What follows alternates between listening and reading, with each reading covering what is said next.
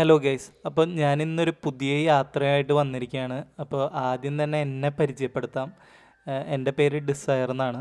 അപ്പോൾ ഞാൻ ഇപ്പോൾ ഇത് എൻ്റെ ഒരു 4ാമത്തെ രാജ്യത്തേക്കുള്ള ഒരു യാത്രയാണ്. അപ്പോൾ ബേസിക്കലി എന്നെ പറ്റി പറയുകയാണെങ്കിൽ ഞാൻ ഒരു IT സർവീസസ് പ്രൊഫഷണലാണ്.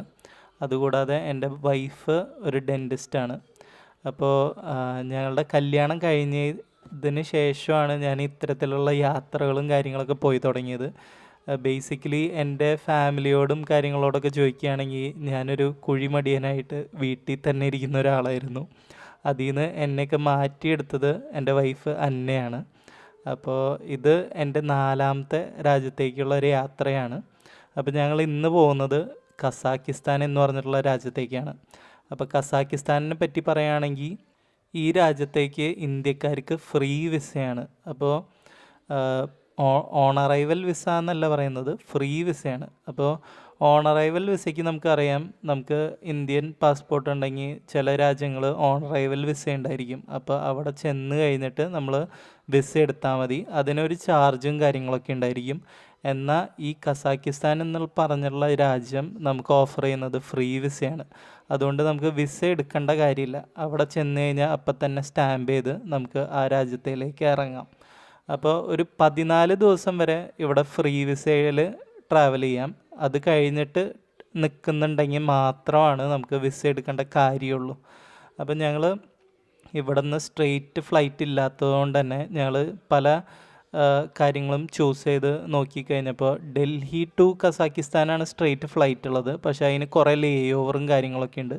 അതുകൊണ്ട് ഞങ്ങൾ ഷാർജ വഴിയാണ് പോകുന്നത്. അപ്പോൾ ഇപ്പോൾ ഷാർജ എയർപോർട്ടിലാണ്. അപ്പോൾ ഷാർജയിൽ ഇറങ്ങാനുള്ള കാരണം എന്ന് വെച്ച് കഴിഞ്ഞാൽ കുറച്ച് പൈസ കൂടുതലായിരുന്നു. പിന്നെ ഷാർജയിൽ ഇറങ്ങാനുള്ള കാരണം എന്ന് വെച്ച് കഴിഞ്ഞാൽ ഷാർജയിലെയും ഫുഡും കാര്യങ്ങളൊക്കെ ഒന്ന് എക്സ്പ്ലോർ ചെയ്യാമല്ലോ എന്ന് വെച്ചിട്ടാണ്. അപ്പം ഞാൻ വളർന്നതും കാര്യങ്ങളൊക്കെ സൗദിയിലായിരുന്നതുകൊണ്ട് എനിക്ക് ആ അറബിക് ഫുഡൊക്കെ കുറച്ചും കൂടെ അറിയാം. എന്നാൽ വൈഫ് ആദ്യമായിട്ടാണ് പോകുന്നത്. അപ്പോൾ ഈ കഴിക്കുന്ന സാധനത്തിൻ്റെ പേര് സാത്തർ എന്നാണ്.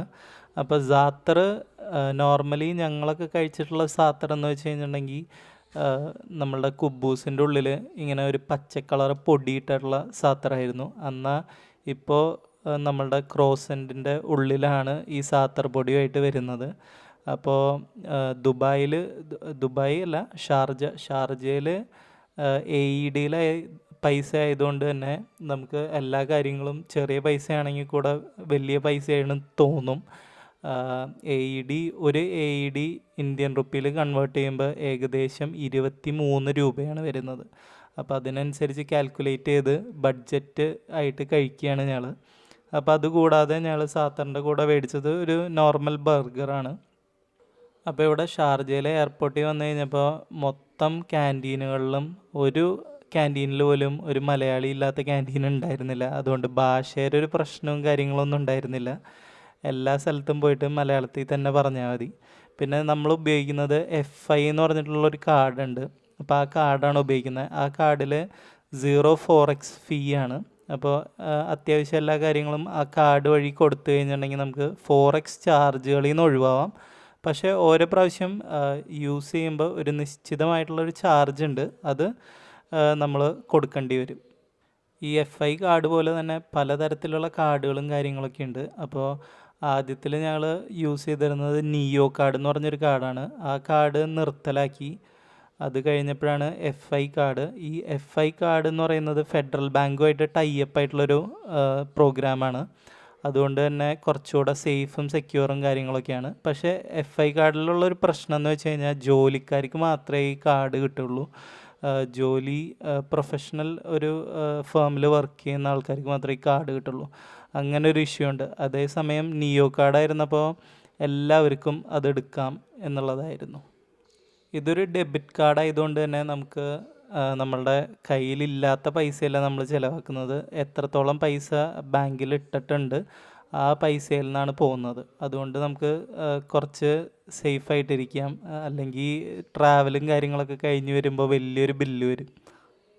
അങ്ങനെ ഷാർജ എയർപോർട്ടിൽ ഒരു 2 മണിക്കൂറത്തെ ലേ ഓവറിന് ശേഷം ഞങ്ങൾ ഷാർജ എയർപോർട്ടിൽ നിന്ന് പറന്നു.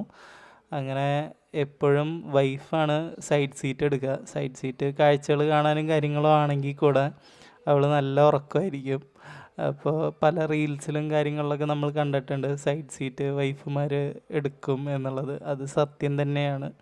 അങ്ങനെ ഞങ്ങൾ ഷാർജ എയർപോർട്ടിൽ നിന്ന് പറന്ന് ആകാശത്ത് മേഘങ്ങളുടെ മുകളിലൂടെ സഞ്ചരിച്ചുകൊണ്ടിരിക്കുകയാണ്. ഏകദേശം ഒരു 4-4.5 മണിക്കൂറാണ് കസാക്കിസ്ഥാനിലേക്ക് ഷാർജയിൽ നിന്ന് വരുന്നത്. അതേപോലെ തന്നെ നമ്മളുടെ നാട്ടിൽ നിന്ന് ഷാർജ എത്താനായിട്ട് ഒരു 3 മണിക്കൂറുണ്ട്. അപ്പോൾ ഏകദേശം ഞങ്ങളുടെ ഈ യാത്ര ഒരു 10 മണിക്കൂറിനടുത്ത് വന്നിട്ടുണ്ട്. അങ്ങനെ ഞങ്ങൾ നമ്മളുടെ സിറ്റി ആയിട്ടുള്ള കസാക്കിസ്ഥാനിലെ അൽമാട്ടി എന്ന് പറഞ്ഞിട്ടുള്ള സിറ്റിയിലേക്കാണ് പോകുന്നത്. അസ്താന എന്നാണ് കസാക്കിസ്ഥാൻ്റെ തലസ്ഥാനത്തിൻ്റെ പേര്. എന്നാൽ നമ്മൾ ചൂസ് ചെയ്തത് അൽമാട്ടിയാണ്. അൽമാട്ടിയാണ് കുറച്ചുകൂടെ ടൂറിസ്റ്റിനെ കോൺസെൻട്രേറ്റ് ചെയ്തിട്ടുള്ള കാര്യങ്ങളും ഒക്കെ ഉള്ളത്. അതുകൊണ്ടാണ് ഞങ്ങൾ അൽമാട്ടി പോകുന്നത്. അപ്പോൾ നമ്മൾ ഹിമാലയത്തിൻ്റെ മുകളിൽ കൂടെയൊക്കെയാണ് പറക്കണേന്ന് തോന്നും. താഴെ മൊത്തം മലകളും കാര്യങ്ങളൊക്കെ. അപ്പോൾ ഞങ്ങൾ അൽമാട്ടി വരുമ്പോൾ മഞ്ഞ് ഉണ്ടാവുമെന്നുണ്ടായിരുന്നു എന്ന് വിചാരിച്ചിട്ടുണ്ടായിരുന്നു. പക്ഷേ മഞ്ഞുണ്ടെന്ന് ഉറപ്പില്ലാത്തതുകൊണ്ട് തന്നെ ഞങ്ങൾ മഞ്ഞൊന്നും ഉണ്ടായിരിക്കില്ല എന്നൊക്കെയാണ് നാട്ടുകാരോടൊക്കെ പറഞ്ഞു വന്നത്. കാരണം ഇനി മഞ്ഞ് കാണാൻ വന്നിട്ട് മഞ്ഞ് കണ്ടില്ലെങ്കിൽ അതൊരു വിഷമമാവുമല്ലോ. അങ്ങനെ ഞങ്ങൾ അൽമാട്ടിയിൽ ഇറങ്ങി. അപ്പോൾ എയർപോർട്ടിൽ ഇറങ്ങിയപ്പോൾ തന്നെ 2 വശത്തും ഫുള്ള് മഞ്ഞും കാര്യങ്ങളൊക്കെ ആയി കഴിഞ്ഞപ്പോൾ തന്നെ നമുക്കൊരു ഭയങ്കര സന്തോഷവും കാര്യങ്ങളൊക്കെ വന്നു. അപ്പോൾ ആദ്യമായിട്ടാണ് മഞ്ഞും കാര്യങ്ങളൊക്കെ കാണുന്നത്. മുൻപ് പോയ രാജ്യങ്ങളൊക്കെ സെൻട്രൽ ഏഷ്യൻ അല്ല, ഈസ്റ്റേൺ ഏഷ്യൻ രാജ്യങ്ങളായതുകൊണ്ട് തന്നെ നമുക്ക് മഞ്ഞും കാര്യങ്ങളൊന്നും എക്സ്പീരിയൻസ് ചെയ്യാൻ പറ്റിയിട്ടില്ല. ബീച്ചും കാര്യങ്ങളൊക്കെയാണ്. അപ്പോൾ ഇത് ആദ്യമായിട്ടുള്ള ഒരു എക്സ്പീരിയൻസും കാര്യങ്ങളൊക്കെ ആയിരുന്നു. അപ്പോൾ കുറേ നേരം ഞങ്ങൾ നമ്മളുടെ എയർപോർട്ടിൽ എമിഗ്രേഷന് മുന്നേ തന്നെ കുറേ മഞ്ഞൊക്കെ കണ്ട് ആസ്വദിച്ച് നിൽക്കുകയാണ്. വിസ ഫ്രീ ആയതുകൊണ്ട് തന്നെ എമിഗ്രേഷനും കാര്യങ്ങളൊക്കെ എളുപ്പം കാര്യങ്ങളൊക്കെ ആയിരുന്നു. പക്ഷേ ചില എമിഗ്രേഷൻ ഓഫീസേഴ്സ് നമ്മളുടെ പാസ്പോർട്ടൊക്കെ എടുത്ത് പരിശോധിക്കുന്നത് കണ്ടു കഴിഞ്ഞാൽ നമ്മൾ വിചാരിക്കും ഇപ്പോൾ അവർ വിസ തരില്ല എന്ന്. അപ്പോൾ അതുപോലെയാണ് അവർ ഇങ്ങനെ ലെൻസൊക്കെ വെച്ച് ശരിക്കും ഒറിജിനൽ പാസ്പോർട്ടാണോ എന്ന് നോക്കുന്നതാണ്. പക്ഷേ ഇങ്ങനെ നോക്കുന്നത് കാണുമ്പോൾ നമുക്കൊരു ചെറിയൊരു പേടിയും കാര്യങ്ങളൊക്കെ കാണും. ഇതുപോലെ തന്നെ ഞങ്ങൾ കൊച്ചിയിൽ നിന്ന് എയർപോർട്ടിൽ നിന്ന് കയറുമ്പോൾ അവിടുത്തെ സ്റ്റാഫിനൊന്നും അറിയില്ലായിരുന്നു ഈ കസാക്കിസ്ഥാൻ എന്ന് പറയുന്നത് ഫ്രീ വിസ രാജ്യമാണെന്ന്. അപ്പോൾ അവർ വിസയും കാര്യങ്ങളൊക്കെ ചോദിച്ചു എയർപോർട്ടിൽ നിന്ന്. അപ്പോൾ വിസ ഫ്രീ ആണെന്നൊക്കെ പറഞ്ഞിട്ടും അവർക്ക് കൂടുതൽ മനസ്സിലാവുന്നുണ്ടായില്ല. അതേസമയം കൊച്ചിയിലെ എമിഗ്രേഷൻ ഓഫീസേഴ്സ് അത്തരത്തിലുള്ള ചോദ്യങ്ങളും കാര്യങ്ങളൊന്നും ചോദിച്ചില്ല. അതുകൊണ്ട് ആദ്യമായിട്ട് ആണ് കൊച്ചിയിൽ നിന്ന് ഇങ്ങനെ ഒരു കസാക്കിസ്ഥാൻ അല്ലെങ്കിൽ അൽമാട്ടിയിൽ ആൾക്കാർ പോകുന്നതെന്ന് തോന്നുന്നു. അതുകൊണ്ട് തന്നെ നമ്മളുടെ ഫ്ലൈറ്റിൻ്റെ സ്റ്റാഫിനൊന്നും ഇത്തരത്തിൽ അറിയില്ലായിരുന്നു. അവർ വിസയും കാര്യങ്ങളും ഇല്ലാതെ പോകാൻ പറ്റില്ല അങ്ങനെയൊക്കെ പറഞ്ഞ് കുറച്ച് നേരം നിർത്തിയായിരുന്നു. പക്ഷെ നമ്മൾ കുറേ റിസർച്ചൊക്കെ ചെയ്തുകൊണ്ട് നമ്മൾ അവിടെ വാദിച്ച് നിന്നു. അങ്ങനെ യാതൊരു വക ടൂറിസ്റ്റുകളും ചെയ്യാത്ത പോലെ തന്നെ ഞങ്ങൾ അൽമാട്ടി എയർപോർട്ടിൽ നിന്ന് നടന്നാണ് പുറത്തേക്ക് ഇറങ്ങിയത്. ടാക്സിയും കാര്യങ്ങളൊന്നും വിളിച്ചിട്ടുണ്ടായിരുന്നില്ല. പിന്നെ നമ്മൾ ഏറ്റവും കൂടുതൽ ബഡ്ജറ്റായിട്ടാണ് ട്രിപ്പുകളൊക്കെ പ്ലാൻ ചെയ്യുന്നത്. അപ്പോൾ ഈ അൽമാട്ടി എയർപോർട്ടിൻ്റെ തൊട്ട് പുറത്ത് തന്നെ ടൗണും കാര്യങ്ങളൊക്കെ ആയതുകൊണ്ട് തന്നെ അവിടെ നിന്ന് ബസ്സും കാര്യങ്ങളൊക്കെ എടുത്ത് പോവാം എന്നറിയാം. അതുകൊണ്ടാണ് ഞങ്ങൾ നേരെ എയർപോർട്ടിൽ നിന്ന് അങ്ങനെ ഇറങ്ങിയത്. ബാക്കിയുള്ള സ്ഥലത്തൊക്കെ എന്ന് വെച്ച് കഴിഞ്ഞാൽ കുറച്ച് ദൂരമായിരിക്കും എയർപോർട്ടുകളൊക്കെ ലൊക്കേറ്റ് ചെയ്തിരിക്കുന്നത്. അതുകൊണ്ട് തന്നെ നമുക്ക് ടാക്സി എടുക്കാതെ പോകാൻ പറ്റില്ല. അല്ലെങ്കിൽ അവിടുത്തെ ബസ്സുകൾ ചൂസ് ചെയ്യാം, എന്നിട്ട് ബസ്സിലും പോവാം. അതും ഏകദേശം ഈ 2 പേരൊക്കെ ആകുമ്പോൾ ഒരു ടാക്സി ചാർജ് തന്നെ വരും. അപ്പോൾ ടാക്സി എടുക്കുകയാണ് നല്ലത്. ഞങ്ങൾ വന്നപ്പോൾ നല്ല വിശന്ന് ആണ് വന്നത്. കാരണം 10 മണിക്കൂർ ട്രാവലിന് ശേഷം വിശന്ന് വന്നതുകൊണ്ട് തന്നെ അവിടെ എയർപോർട്ടിൻ്റെ അടുത്ത് തന്നെയുള്ളൊരു റെസ്റ്റോറൻറ്റിൽ കയറി. പൈസയും കാര്യങ്ങളൊന്നും നോക്കിയില്ല. കാരണം എന്താണെന്ന് വെച്ച് കഴിഞ്ഞിട്ടുണ്ടെങ്കിൽ നല്ല വിശപ്പുണ്ടായിരുന്നു. അപ്പോൾ എവിടെന്നെങ്കിലും കഴിക്കാമെന്നുള്ള ഇതിലാണ്. അപ്പോൾ നല്ല കബാബും അവിടുത്തെ എന്തോ നൂഡിൽസും കാര്യങ്ങളൊക്കെ ആയിരുന്നു. അപ്പോൾ എല്ലാം നല്ല ടേസ്റ്റ് ഉണ്ടായിരുന്നു. ഞങ്ങൾക്ക് അത്രയും വിശന്നിരുന്നതുകൊണ്ടാണോ എന്നറിയില്ല, ഭയങ്കര ടേസ്റ്റായിരുന്നു. അങ്ങനെ ഞങ്ങൾ എയർപോർട്ടിൻ്റെ ഉള്ളിൽ നിന്ന് തന്നെ ഒരു $100 കറൻസി മാറ്റിയിട്ടാണ് പുറത്തേക്ക് ഇറങ്ങിയത്. അതുകൂടാതെ നമ്മൾ എയർപോർട്ടിൻ്റെ ഉള്ളിൽ നിന്ന് തന്നെ ഒരു സിം കാർഡ് എടുത്തു. സാധാരണ എല്ലാ രാജ്യത്തും മുമ്പ് 2 സിം കാർഡ് എടുക്കുന്നതാണ്. പക്ഷേ ഈ രാജ്യത്ത് നമുക്ക് 7 ദിവസത്തെയും 8 ദിവസത്തെയൊന്നും പ്ലാനില്ല. അതുകൂടാണ്ട് ഒരു മാസത്തെ പ്ലാന് മാത്രമാണ് ഇവിടെ അവൈലബിൾ ആയിട്ട് വരുന്നത്. കാരണം കൂടുതൽ ഈ ടൂറിസ്റ്റ് വന്നു തുടങ്ങാത്തൊരു രാജ്യമായതുകൊണ്ട് തന്നെ അവർക്ക് ഈ 7 ഡേയ്സ് പ്ലാനും കാര്യങ്ങളൊന്നും ഇല്ല. അതുകൊണ്ട് തന്നെ നമ്മൾ ഒരു മാസത്തെ പ്ലാനാണ് എടുത്തത്. ഏകദേശം 800-900 രൂപ അടുത്ത് ഒരു സിമ്മിന് ആയി. അതുകൊണ്ട് ഞങ്ങൾ ഒരു സിമ്മ് മതി എന്ന് തീരുമാനിച്ച് അവിടെ നിന്ന് ഇറങ്ങിയത്. അപ്പോൾ ആദ്യമായിട്ട് കണ്ട റെസ്റ്റോറൻറ്റിൽ നിന്ന് നല്ല ഫുഡും കാര്യങ്ങളൊക്കെ കഴിച്ച് വയറ് നിറച്ചതിന് ശേഷം നമ്മൾ ഇവിടുത്തെ 2 ടാക്സി ആപ്പുകളാണുള്ളത്. ഒന്ന് യാൻഡെക്സ് ഗോ എന്ന് പറഞ്ഞിട്ടും അടുത്തത് ഇൻഡ്രൈവ് എന്ന് പറഞ്ഞിട്ടുമാണ്. അപ്പോൾ യാൻഡെക്സ് ഗോ എന്ന് പറയുന്നത് ഒരു റഷ്യൻ ആപ്പാണ്. അപ്പോൾ ഗൂഗിൾ മാപ്സ് പോലെ ഇവർക്ക് പലതരം മാപ്പുകളുണ്ട്, അതേസമയം ടാക്സികളുണ്ട്, മെട്രോ ട്രെയിൻസിൻ്റെ ട്രാക്കിംഗ് ഉണ്ട്.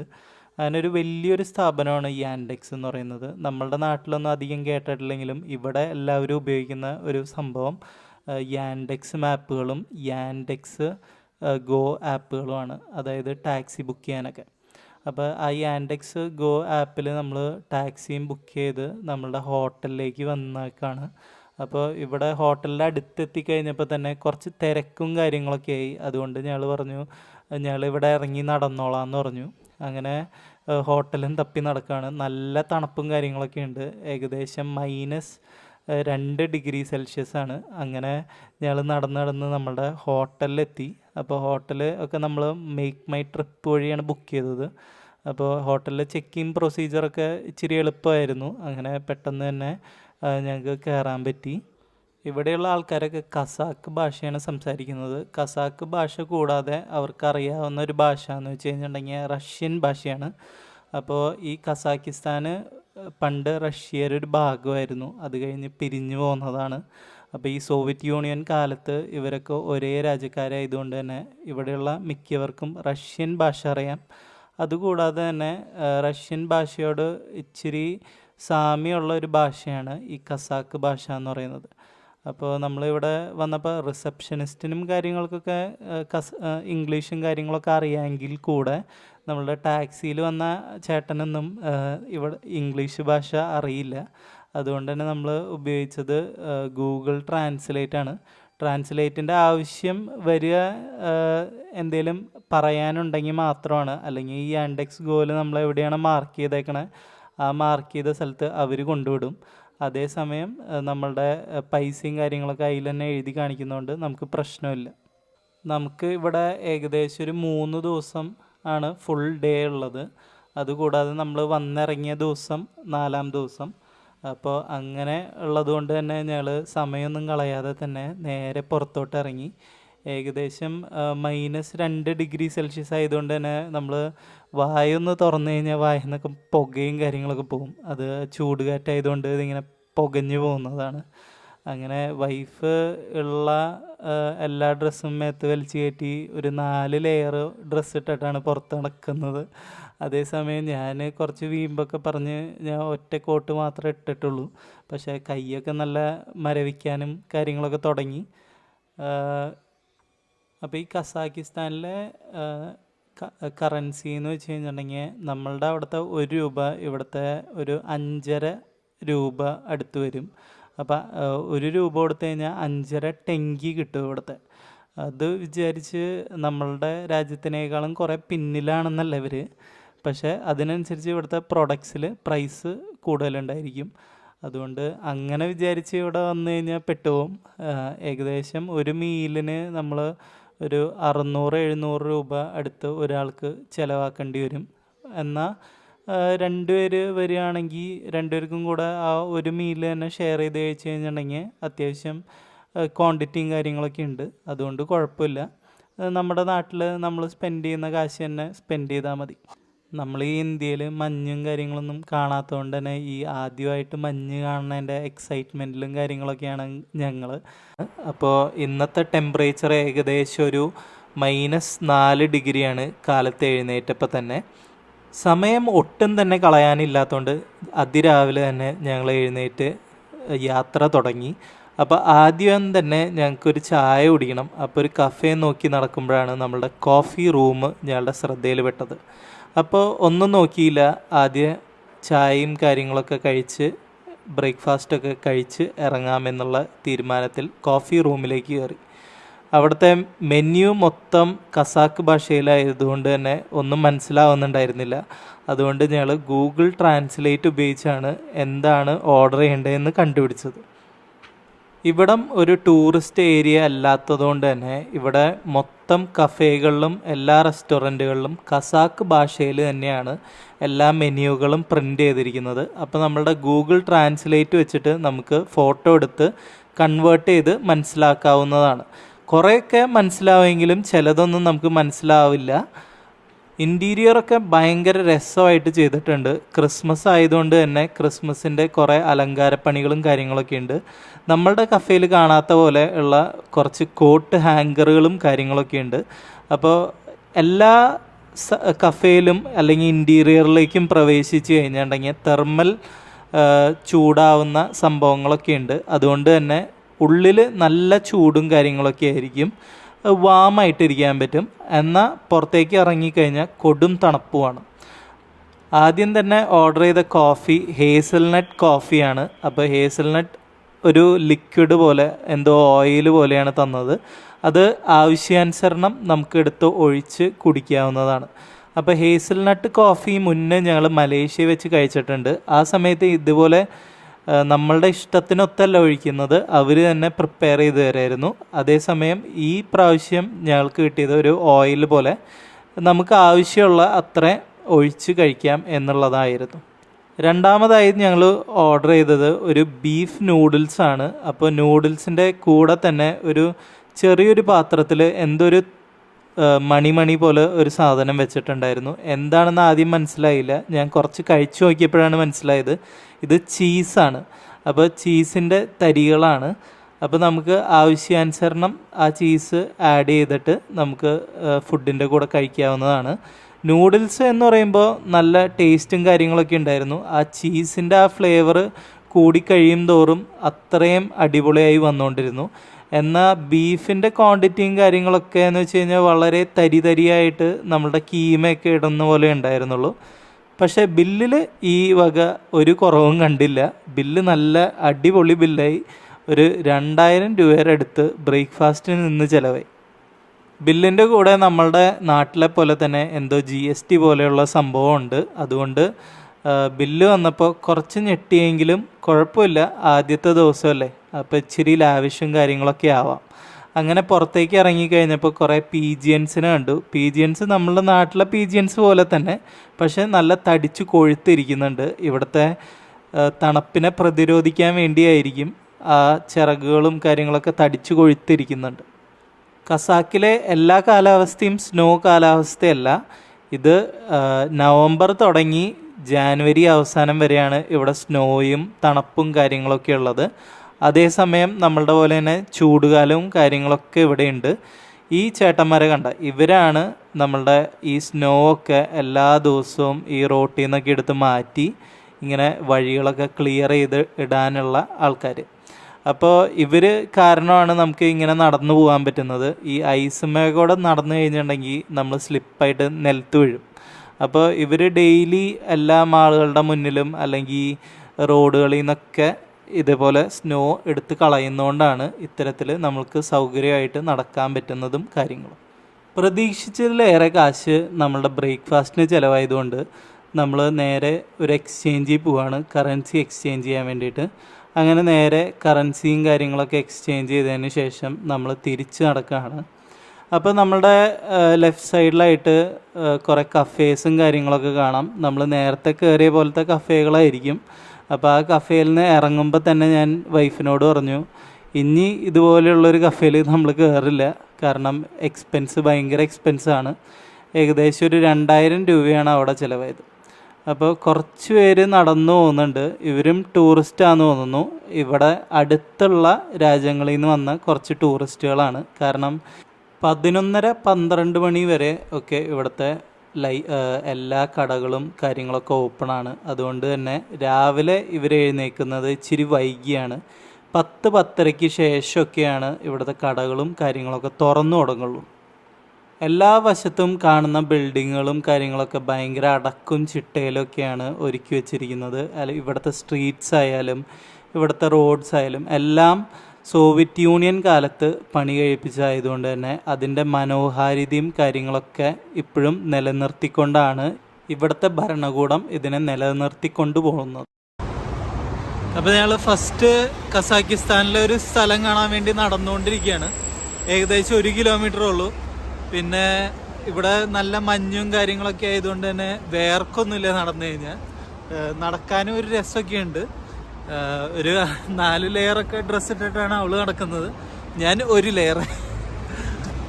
അത് എനിക്ക് ഇച്ചിരി ചൂട് കൂടുതലാണ്, അതുകൊണ്ടാണ് ഞാൻ 1 ലെയർ ഇട്ട് കിടക്കുന്നത്. അല്ലെങ്കിൽ ഒരു 2-3 ലെയറെങ്കിലും എന്തായാലും ഇടണം. നല്ല തണുപ്പും കാര്യങ്ങളൊക്കെയാണ്, മഞ്ഞാണ് ഫുള്ള് കണ്ടത്. ആ നടക്കണ വഴിയിൽ മാത്രമാണ് മഞ്ഞ് നീക്കിയിട്ടേക്കാണ്. അത് ഞാൻ വീഡിയോയിൽ കാണിച്ചു തരാം. അപ്പോൾ എല്ലാ ഭാഗത്തും ഇതുപോലെ ചേട്ടന്മാർ നിന്ന് മഞ്ഞും കാര്യങ്ങളൊക്കെ മാറ്റിക്കൊണ്ടിരിക്കുന്നുണ്ട്. ഇതൊരു കൺസ്ട്രക്ഷൻ സൈറ്റാണെന്ന് തോന്നുന്നു. എല്ലാ ദിവസവും ഇതുപോലെ മഞ്ഞ് ഇങ്ങനെ കട്ടിക്ക് വീഴും. അത് ഈ ഒരു ഉപകരണം വെച്ചിട്ടാണ് ഇങ്ങനെ മാറ്റിക്കൊണ്ടിരിക്കുന്നത്. നമ്മളുടെ കൈക്കോട്ടും കാര്യങ്ങളൊക്കെ പോലെ തോന്നും. അതുപോലത്തെ ഒരു സംഭവം ഷവൽ എന്നാണ് പറയുന്നത്. അപ്പോൾ അതിനെ വെച്ചിട്ടാണ് ഈ മഞ്ഞ് എടുത്ത് മാറ്റിക്കൊണ്ടിരിക്കുന്നത്. അപ്പോൾ ആ എല്ലാ സ്ഥലങ്ങളിലും ഇതുപോലെ ചെറിയ ചെറിയ പാർക്കുകളും കാര്യങ്ങളൊക്കെ ഉണ്ട്. അതുകൊണ്ട് കുറേ മഞ്ഞ് വീണ് കിടക്കുന്നതൊക്കെ നമുക്ക് കാണാൻ പറ്റും. നല്ല രസമാണ് ഈ മഞ്ഞിൽ ചവിട്ടി ഓടി കളിക്കുമ്പോൾ. കാരണം ഇതിങ്ങനെ കുഴിഞ്ഞു കുഴിഞ്ഞു പോവും. അത് കഴിഞ്ഞ് നമ്മൾ ഒരു പ്രാവശ്യം നടന്ന ആ പാതകളിൽ അത് കട്ടിയായിട്ട് ഐസായിട്ടിരിക്കും. ഇവിടെ നടന്നു വരുന്നവർക്കാണ് ഏറ്റവും കൂടുതൽ മുൻഗണന കൊടുക്കുന്നത്. ഇവിടുത്തെ സീബ്ര ക്രോസിങ്ങുകളിൽ ഒരാളുണ്ടെങ്കിൽ തന്നെ എല്ലാ വണ്ടികളും നിർത്തി കൊടുക്കും. എന്നിട്ട് നമ്മൾ പാസ് ചെയ്തതിന് ശേഷം മാത്രമേ ഇവർ വണ്ടി എടുത്ത് പോവുള്ളൂ. അപ്പോൾ ഇവിടെ നടക്കുന്ന ആൾക്കാർക്കാണ് ഏറ്റവും കൂടുതൽ പ്രയോറിറ്റി കൊടുക്കുന്നത്. ഇത് മറ്റൊരു രാജ്യത്തും ഞാൻ കണ്ടിട്ടില്ല. ഞാൻ ഏറ്റവും കൂടുതൽ ആഗ്രഹിക്കുന്നത് ഇത്തരത്തിലൊരു നിയമം നമ്മളുടെ നാട്ടിലും വരണം എന്നാണ്. കാരണം ഏറ്റവും കൂടുതൽ നമ്മൾ പേപ്പർ തുറന്നാൽ കേൾക്കുന്നത് ഈ വഴി യാത്രക്കാർ വണ്ടി ഇടിച്ച് മരിച്ചുപോയി എന്നുള്ള വിവരമാണ്. അപ്പോൾ ഈ സീബ്ര ക്രോസിങ്ങുകളിലൂടെ നടക്കുമ്പോൾ അവർക്ക് പ്രയോറിറ്റി കൊടുക്കുന്ന ഒരു നല്ലൊരു നിയമം, ഇത്തരത്തിലുള്ള ഒരു നിയമം നമ്മളുടെ നാട്ടിലും വരണമെന്നാണ് എൻ്റെ ഒരു ആഗ്രഹം. അപ്പോൾ ആദ്യമായിട്ട് നമ്മൾ പോകുന്നത് ഇവിടുത്തെ സ്റ്റേറ്റ് മ്യൂസിയത്തിലാണ്. എന്തൊക്കെ കാഴ്ചകളാണ് ഇതിൻ്റെ ഉള്ളിലുള്ളത് എന്ന് എനിക്ക് അറിയില്ല. കുറേ പേരൊക്കെ ഉള്ളിലേക്ക് കടന്നു പോകുന്നുണ്ട്. ഇവിടെ എല്ലാ മ്യൂസിയത്തിലാണെങ്കിലും ഷോപ്പുകളിലാണെങ്കിലും എല്ലാത്തിലും 2 ലെയർ ഡോറുകളാണ് ഉണ്ടാവുക. ഫസ്റ്റ് ലെയർ കടന്നു പോകുമ്പോൾ ഒരു ചെറിയൊരു ഹീറ്റിംഗ് ഏരിയ ഉണ്ടായിരിക്കും. അതിനുശേഷം അതിൻ്റെ ഉള്ളിലേക്ക് പോകുമ്പോഴാണ് നമ്മൾ എൻട്രി കിട്ടുന്നത്. തണുപ്പിൽ നിന്നും പ്രതിരോധം കിട്ടാൻ വേണ്ടിയിട്ടാണ് ഇത്തരത്തിൽ 2 ഡോറായിട്ട് ചെയ്യുന്നത്. നമ്മളുടെ നാട്ടിലും കാണാം കുറേ കടകളിലൊക്കെ AC-യുടെ തണുപ്പ് പോകാതിരിക്കാൻ എയർ കട്ടേഴ്സ് വയ്ക്കുന്നത്. അത്തരത്തിലൊരു പ്രക്രിയയാണ് ഇവിടെ. അപ്പോൾ ആദ്യം തന്നെ മ്യൂസിയത്തിൻ്റെ അകത്തേക്ക് കിടക്കുമ്പോൾ കാണുന്നത് കുറേ സ്റ്റഫ്ഡ് ആനിമൽസാണ്. അപ്പോൾ ഏകദേശം നമ്മുടെ നാട്ടിലൊക്കെയുള്ള പോലത്തെ ആനിമൽസ് തന്നെയാണ്. കുറേ സ്റ്റഫ് ചെയ്ത് വെച്ചിട്ടുണ്ട്. അതൊക്കെ കണ്ടുകൊണ്ട് ഞങ്ങൾ നടക്കുമ്പോഴാണ് ഞങ്ങൾ ബോർഡും കാര്യങ്ങളൊക്കെ ശ്രദ്ധിച്ചത്. എല്ലാ ബോർഡുകളും ഇവിടുത്തെ ഭാഷയിൽ തന്നെയാണ്. അപ്പം മനസ്സിലാക്കാൻ വേണ്ടിയിട്ട് ഞങ്ങൾ ഗൂഗിൾ ട്രാൻസ്ലേറ്റ് ഉപയോഗിച്ചിട്ടാണ് എല്ലാം മനസ്സിലാക്കുന്നത്. അപ്പോൾ ഇവിടെ എഴുതി വെച്ചിരിക്കുന്ന കാര്യങ്ങളെന്ന് വെച്ച് കഴിഞ്ഞാൽ ഫസ്റ്റ് റൂൾ എന്താണെന്ന് വെച്ച് കഴിഞ്ഞാൽ ഇതിൻ്റെ ഉള്ളിൽ ഫോട്ടോഗ്രാഫിയും വീഡിയോഗ്രാഫിയും അലൗഡ് അല്ല. പക്ഷേ മൊബൈലിൽ വേണമെങ്കിൽ ഫോട്ടോയും വീഡിയോ എടുക്കുന്നതുകൊണ്ട് ഒരു കുഴപ്പമില്ല. അപ്പോൾ മ്യൂസിയത്തിലെ കാഴ്ചകളിലേക്ക് വരുമ്പോൾ ഇവർ കൂടുതലും ഫോസിൽസാണ് കളക്ട് ചെയ്ത് വെച്ചിരിക്കുന്നത്. അപ്പോൾ പണ്ട് ജീവിച്ചിരുന്ന ഡിനോസറുകളുടെ, പിന്നെ മാമോത്ത് എന്ന് പറഞ്ഞിട്ടുള്ള വലിയ ആനകളല്ലേ, അതിൻ്റെയൊക്കെ എല്ലുകളും കാര്യങ്ങളൊക്കെ മണ്ണിൻ്റെ അടിയിൽ നിന്ന് എടുത്ത് അത് ഒരു പിക്ചറിൻ്റെ ഉള്ളിൽ എവിടെയൊക്കെയാണോ ബോൺസ് വരുന്നത് അതുപോലെയാണ് ഡിസ്പ്ലേ ചെയ്തിരിക്കുന്നത്. കുറച്ചുകൂടെ പിള്ളേർക്കും കാര്യങ്ങൾക്കൊക്കെ മനസ്സിലാവാനായിട്ട് ഇത് സഹായിക്കും. അപ്പോൾ ഇതൊക്കെ എക്സ്റ്റിങ്ക്റ്റായി പോയ ആനിമൽസിൻ്റെ ഫോസിൽ ഫ്യൂവൽസാണ്, അല്ല ഫോസിൽസാണ്. പിന്നെ ഈ വന്നിരിക്കുന്നതെന്ന് വെച്ച് കഴിഞ്ഞാൽ ഈ മ്യൂസിയത്തിൻ്റെ ഉള്ള ടോയ്ലറ്റാണ് കേട്ടോ. നമ്മളുടെ താജ്മഹൽ ഇരിക്കുന്ന പോലെയാണ് ഇവിടുത്തെ വൃത്തി. എല്ലാ സ്ഥലത്തും ടോയ്ലറ്റ്സും കാര്യങ്ങളൊക്കെ ഇങ്ങനെയാണ് ഇരിക്കുക. ഭയങ്കര നീറ്റ് ആൻഡ് ക്ലീൻ ആയിരിക്കും. നമ്മളുടെ നാട്ടിൽ ഇതുപോലെയുള്ള പബ്ലിക് ടോയ്ലറ്റ്സ് കാണാൻ കിട്ടില്ല. അപ്പോൾ നമ്മളും കുറച്ചൊക്കെ പബ്ലിക് ടോയ്ലറ്റ്സ് നല്ല വൃത്തിയായിട്ട് സൂക്ഷിക്കണം എന്നാണ് എൻ്റെ ആഗ്രഹം. കാരണം ബാക്കി പലയിടത്തുനിന്നും ആൾക്കാർ വരുമ്പോൾ അവർ യൂസ് ചെയ്യാൻ പോകുമ്പോൾ തന്നെ നമ്മളുടെ കൾച്ചറും കാര്യങ്ങളൊക്കെയാണ് ഇതിലൂടെ നമ്മൾ ഡെമോൺസ്ട്രേറ്റ് ചെയ്യുന്നത്. ഇത് ആദിമ മനുഷ്യർ ഉപയോഗിച്ചിരുന്ന കല്ലുകളും കാര്യങ്ങളൊക്കെയാണ്. ഇത് വെച്ചാണ് അവർ സാധനങ്ങളൊക്കെ കട്ട് ചെയ്തിരുന്നത്. അപ്പോൾ ഷാർപ്പായിട്ട് കല്ലുകൾ ഉണ്ടാക്കിയെടുത്തിട്ട് അത് വെച്ചാണ് ഈ മീറ്റും കാര്യങ്ങളൊക്കെ കട്ട് ചെയ്യാനും ഇതിനൊക്കെ ഉപയോഗിച്ചിരുന്നത്. ഇത് കുറച്ച് ആരോസും കാര്യങ്ങളുടെയൊക്കെ കല്ലുകളാണ്. അപ്പോൾ പലതരത്തിലുള്ള കല്ലുകൊണ്ടുള്ള വെപ്പൻസും കാര്യങ്ങളൊക്കെയാണ് കാണിച്ചിരിക്കുന്നത്. ഇത് ചെറിയൊരു ഹട്ടാണ്. അപ്പോൾ നമ്മളുടെ അവിടെ ചാണകം മെഴുകിയുള്ള ഹട്ടുകളും കാര്യങ്ങളൊക്കെ കണ്ടിട്ടുണ്ട്. അപ്പോൾ ഇവിടെ അതല്ല, ഇവിടെ കുറച്ചും കൂടെ ഒരു മേൽക്കൂരയും കാര്യങ്ങളൊക്കെ ഇട്ടിട്ട് വൈക്കോലും കാര്യങ്ങളൊക്കെ വെച്ചിട്ടുള്ള ഹട്ടും കാര്യങ്ങളൊക്കെയാണ്. പിന്നെ ആദിമ മനുഷ്യർ ഉപയോഗിച്ചിരുന്ന കുറേ കലങ്ങളും കാര്യങ്ങളൊക്കെ ഇവിടെ ഡിസ്പ്ലേയിൽ ഉപയോഗിച്ചിട്ടുണ്ട്. ഇതൊക്കെ നല്ല വൃത്തിയിൽ നല്ലൊരു മ്യൂസിയത്തിൽ ഒരു ചെറിയൊരു ഭാഗം അങ്ങനെ ആക്കി എടുത്തിരിക്കുകയാണ്. എന്നാൽ നമ്മളുടെ അവിടെ കൂടുതലും ആ ഒരു ഹെറിഡിറ്ററി കാര്യങ്ങൾ അതുപോലെ തന്നെ പ്രിസർവ് ചെയ്യാനാണ് നോക്കിയിരിക്കുന്നത്. ഇത് കുറച്ചുകൂടെ കാണാനും കാര്യങ്ങളൊക്കെ ഇത് കുറച്ചുകൂടെ ബെറ്ററായിട്ട് എനിക്ക് തോന്നി. ഇത് സ്റ്റഫ്ഡ് ആനിമൽസിൽ തന്നെ സ്റ്റഫ്ഡ് ബേർഡ്സ് ആണ്. അപ്പോൾ ഇതും ആ മ്യൂസിയത്തിലുള്ള ഒരു ഭാഗമാണ്. അപ്പോൾ കുറേ ബേർഡ്സിൻ്റെ സ്റ്റഫ്ഡ് കാര്യങ്ങളൊക്കെ വെച്ചിട്ടുണ്ട്. പിന്നെ ഇത് ഒരു കസാക്കിസ്ഥാൻ്റെ ഒരു മാപ്പാണ്. അപ്പോൾ ആ മാപ്പിൽ ഒരുവിധം എവിടെ നിന്നൊക്കെയാണ് ഈ ബേർഡ്സിനെയും അല്ലെങ്കിൽ ആനിമൽസിനെയും കാര്യങ്ങളൊക്കെ കണ്ടിരുന്നേ എന്നുള്ള ഒരു വിവരണവും കാര്യങ്ങളൊക്കെ ചെയ്തു വെച്ചിട്ടുണ്ട്. പിന്നെ ഈ സ്റ്റോൺസ് എന്തോ സ്പെഷ്യൽ സ്റ്റോൺസാണ്. ഈ സ്റ്റോൺസിൻ്റെ ഉള്ളിൽ നിന്ന് ഓയിൽസ് എക്സ്ട്രാക്ട് ചെയ്ത് എടുക്കാറുണ്ട്. അപ്പോൾ ഇത് പെർഫ്യൂമിനും കാര്യങ്ങൾക്കൊക്കെ ഉപയോഗിക്കുന്ന ഒരു സ്റ്റോൺസാണ്. അതേസമയം ഇത് ഇവിടുത്തെ ആദിമ മനുഷ്യർ ഉപയോഗിച്ചിരുന്ന കുറച്ച് കോസ്റ്റ്യൂംസാണ്. അപ്പോൾ രാജാക്കന്മാരും കാര്യങ്ങളൊക്കെ ഉപയോഗിച്ചിരുന്ന കോസ്റ്റ്യൂംസും കാര്യങ്ങളുമാണ്. അടുത്തതായി മ്യൂസിയത്തിൻ്റെ മുകളിലത്തെ നിലയിലേക്ക് വരുമ്പോൾ കുറേ ആർട്ടിസ്റ്റുമാർ പെയിൻറ്റ് ചെയ്ത് വെച്ചിട്ടുള്ള കുറേ കലാവിരുതുകളാണ് ഇവിടെ ഡിസ്പ്ലേ ചെയ്തിരിക്കുന്നത്. ഇത് മ്യൂസിയത്തിൻ്റെ സെക്കൻഡ് ഫ്ലോറാണ്. അപ്പോൾ സെക്കൻഡ് ഫ്ലോറിലെ ഹോൾവേയിലാണ് ഇത് വെച്ചിരിക്കുന്നത്. അപ്പോൾ മ്യൂസിയത്തിൻ്റെ ഓരോ ഹോൾവേയിലും ഇങ്ങനത്തെ പെയിൻറ്റിങ്സും കാര്യങ്ങളൊക്കെ വെച്ചിട്ട് അതിൻ്റെ ഉള്ളിലേക്കുള്ള ഭാഗത്ത് ഇങ്ങനെ മ്യൂസിയത്തിലെ ഡിസ്പ്ലേയും കാര്യങ്ങളൊക്കെ ആയിട്ട് വെച്ചിരിക്കുകയാണ്. ഇവർ ഭയങ്കരമായിട്ടാണ് നമ്മളുടെ ആർട്ടിസ്റ്റുകളെ പ്രൊമോട്ട് ചെയ്യുന്നത്. നമ്മളുടെ നാട്ടിലൊന്നും ഇല്ലാത്തത്രയും ഒരു ആർട്ടിസ്റ്റിക് കലാവിരുതുകളാണ് ഇവർ കാഴ്ചവെക്കുന്നത്. കാരണം ഇവർ ചെറുതിലേ ഇവരുടെ പിള്ളേരെ ആർട്ടിസ്റ്റ് ആവാൻ വേണ്ടിയിട്ടുള്ള എല്ലാ ഹെൽപ്പും ചെയ്യുന്ന ആൾക്കാരാണ്. നമ്മൾ മാളുകൾ തുടങ്ങി സ്ട്രീറ്റ്സ് വരെ എല്ലായിടത്തും പെയിൻറ്റിങ്ങും കാര്യങ്ങളൊക്കെ അവൈലബിൾ ആണ്. നമ്മളുടെ നാട്ടിൽ വെച്ച് നോക്കുമ്പോൾ ഇവിടുത്തെ ചീപ്പർ റേറ്റ് ആണ്. പക്ഷേ ഇതൊക്കെ നാട്ടിൽ മേടിച്ച് കൊണ്ടുപോകണമെന്നുണ്ട്. പക്ഷേ നമ്മളെങ്ങനെ ട്രാൻസ്പോർട്ട് ചെയ്യും എന്നുദ്ദേശിച്ചിട്ടാണ് ഞാൻ വാങ്ങിക്കാൻ പറ്റാത്തത് എനിക്ക്. പക്ഷേ അടിപൊളിയാണ്. ഇത് കുറച്ച് ഓൾഡൻ ഡേയ്സ് എങ്ങനെയൊക്കെയാണ് ഫുഡ് സെർവ് ചെയ്തിരുന്നത് എന്നുള്ള ഒരു ഡിസ്പ്ലേയും കാര്യങ്ങളൊക്കെയാണ്. അപ്പോൾ ഏകദേശം നമ്മളുടെ പോലെയൊക്കെ തന്നെ ചോറും കറിയും കാര്യങ്ങളൊക്കെ വെച്ചിട്ടാണ് ഡിസ്പ്ലേയിൽ വന്നിരിക്കുന്നത്. ഈ സ്റ്റേറ്റ് മ്യൂസിയത്തിൽ കയറാൻ ഒരു ചാർജ് ഉണ്ട് കേട്ടോ. ഈ ചാർജ് എന്ന് പറയുന്നത് 1000 ടെങ്കിയാണ് ഒരാൾക്ക്. അതായത് നമ്മളുടെ നാട്ടിലെ ഒരു 200 രൂപയുടെ അടുത്ത് വരും ഒരാൾക്ക് സ്റ്റേറ്റ് മ്യൂസിയം കാണാൻ. ഇത് ടോട്ടലി വേർത്ത് ഇറ്റാണ്. കാരണം ഇവരുടെ കൾച്ചറും കാര്യങ്ങളൊക്കെ പഠിക്കുന്ന കുറേ കാര്യങ്ങൾ ഈ മ്യൂസിയത്തിൻ്റെ ഉള്ളിലുണ്ട്. കുറേ നേരമൊക്കെ നമ്മളുടെ സ്റ്റേറ്റ് മ്യൂസിയത്തിൽ നടന്നതിന് ശേഷം ഞങ്ങൾ പുറത്തേക്ക് ഇറങ്ങി.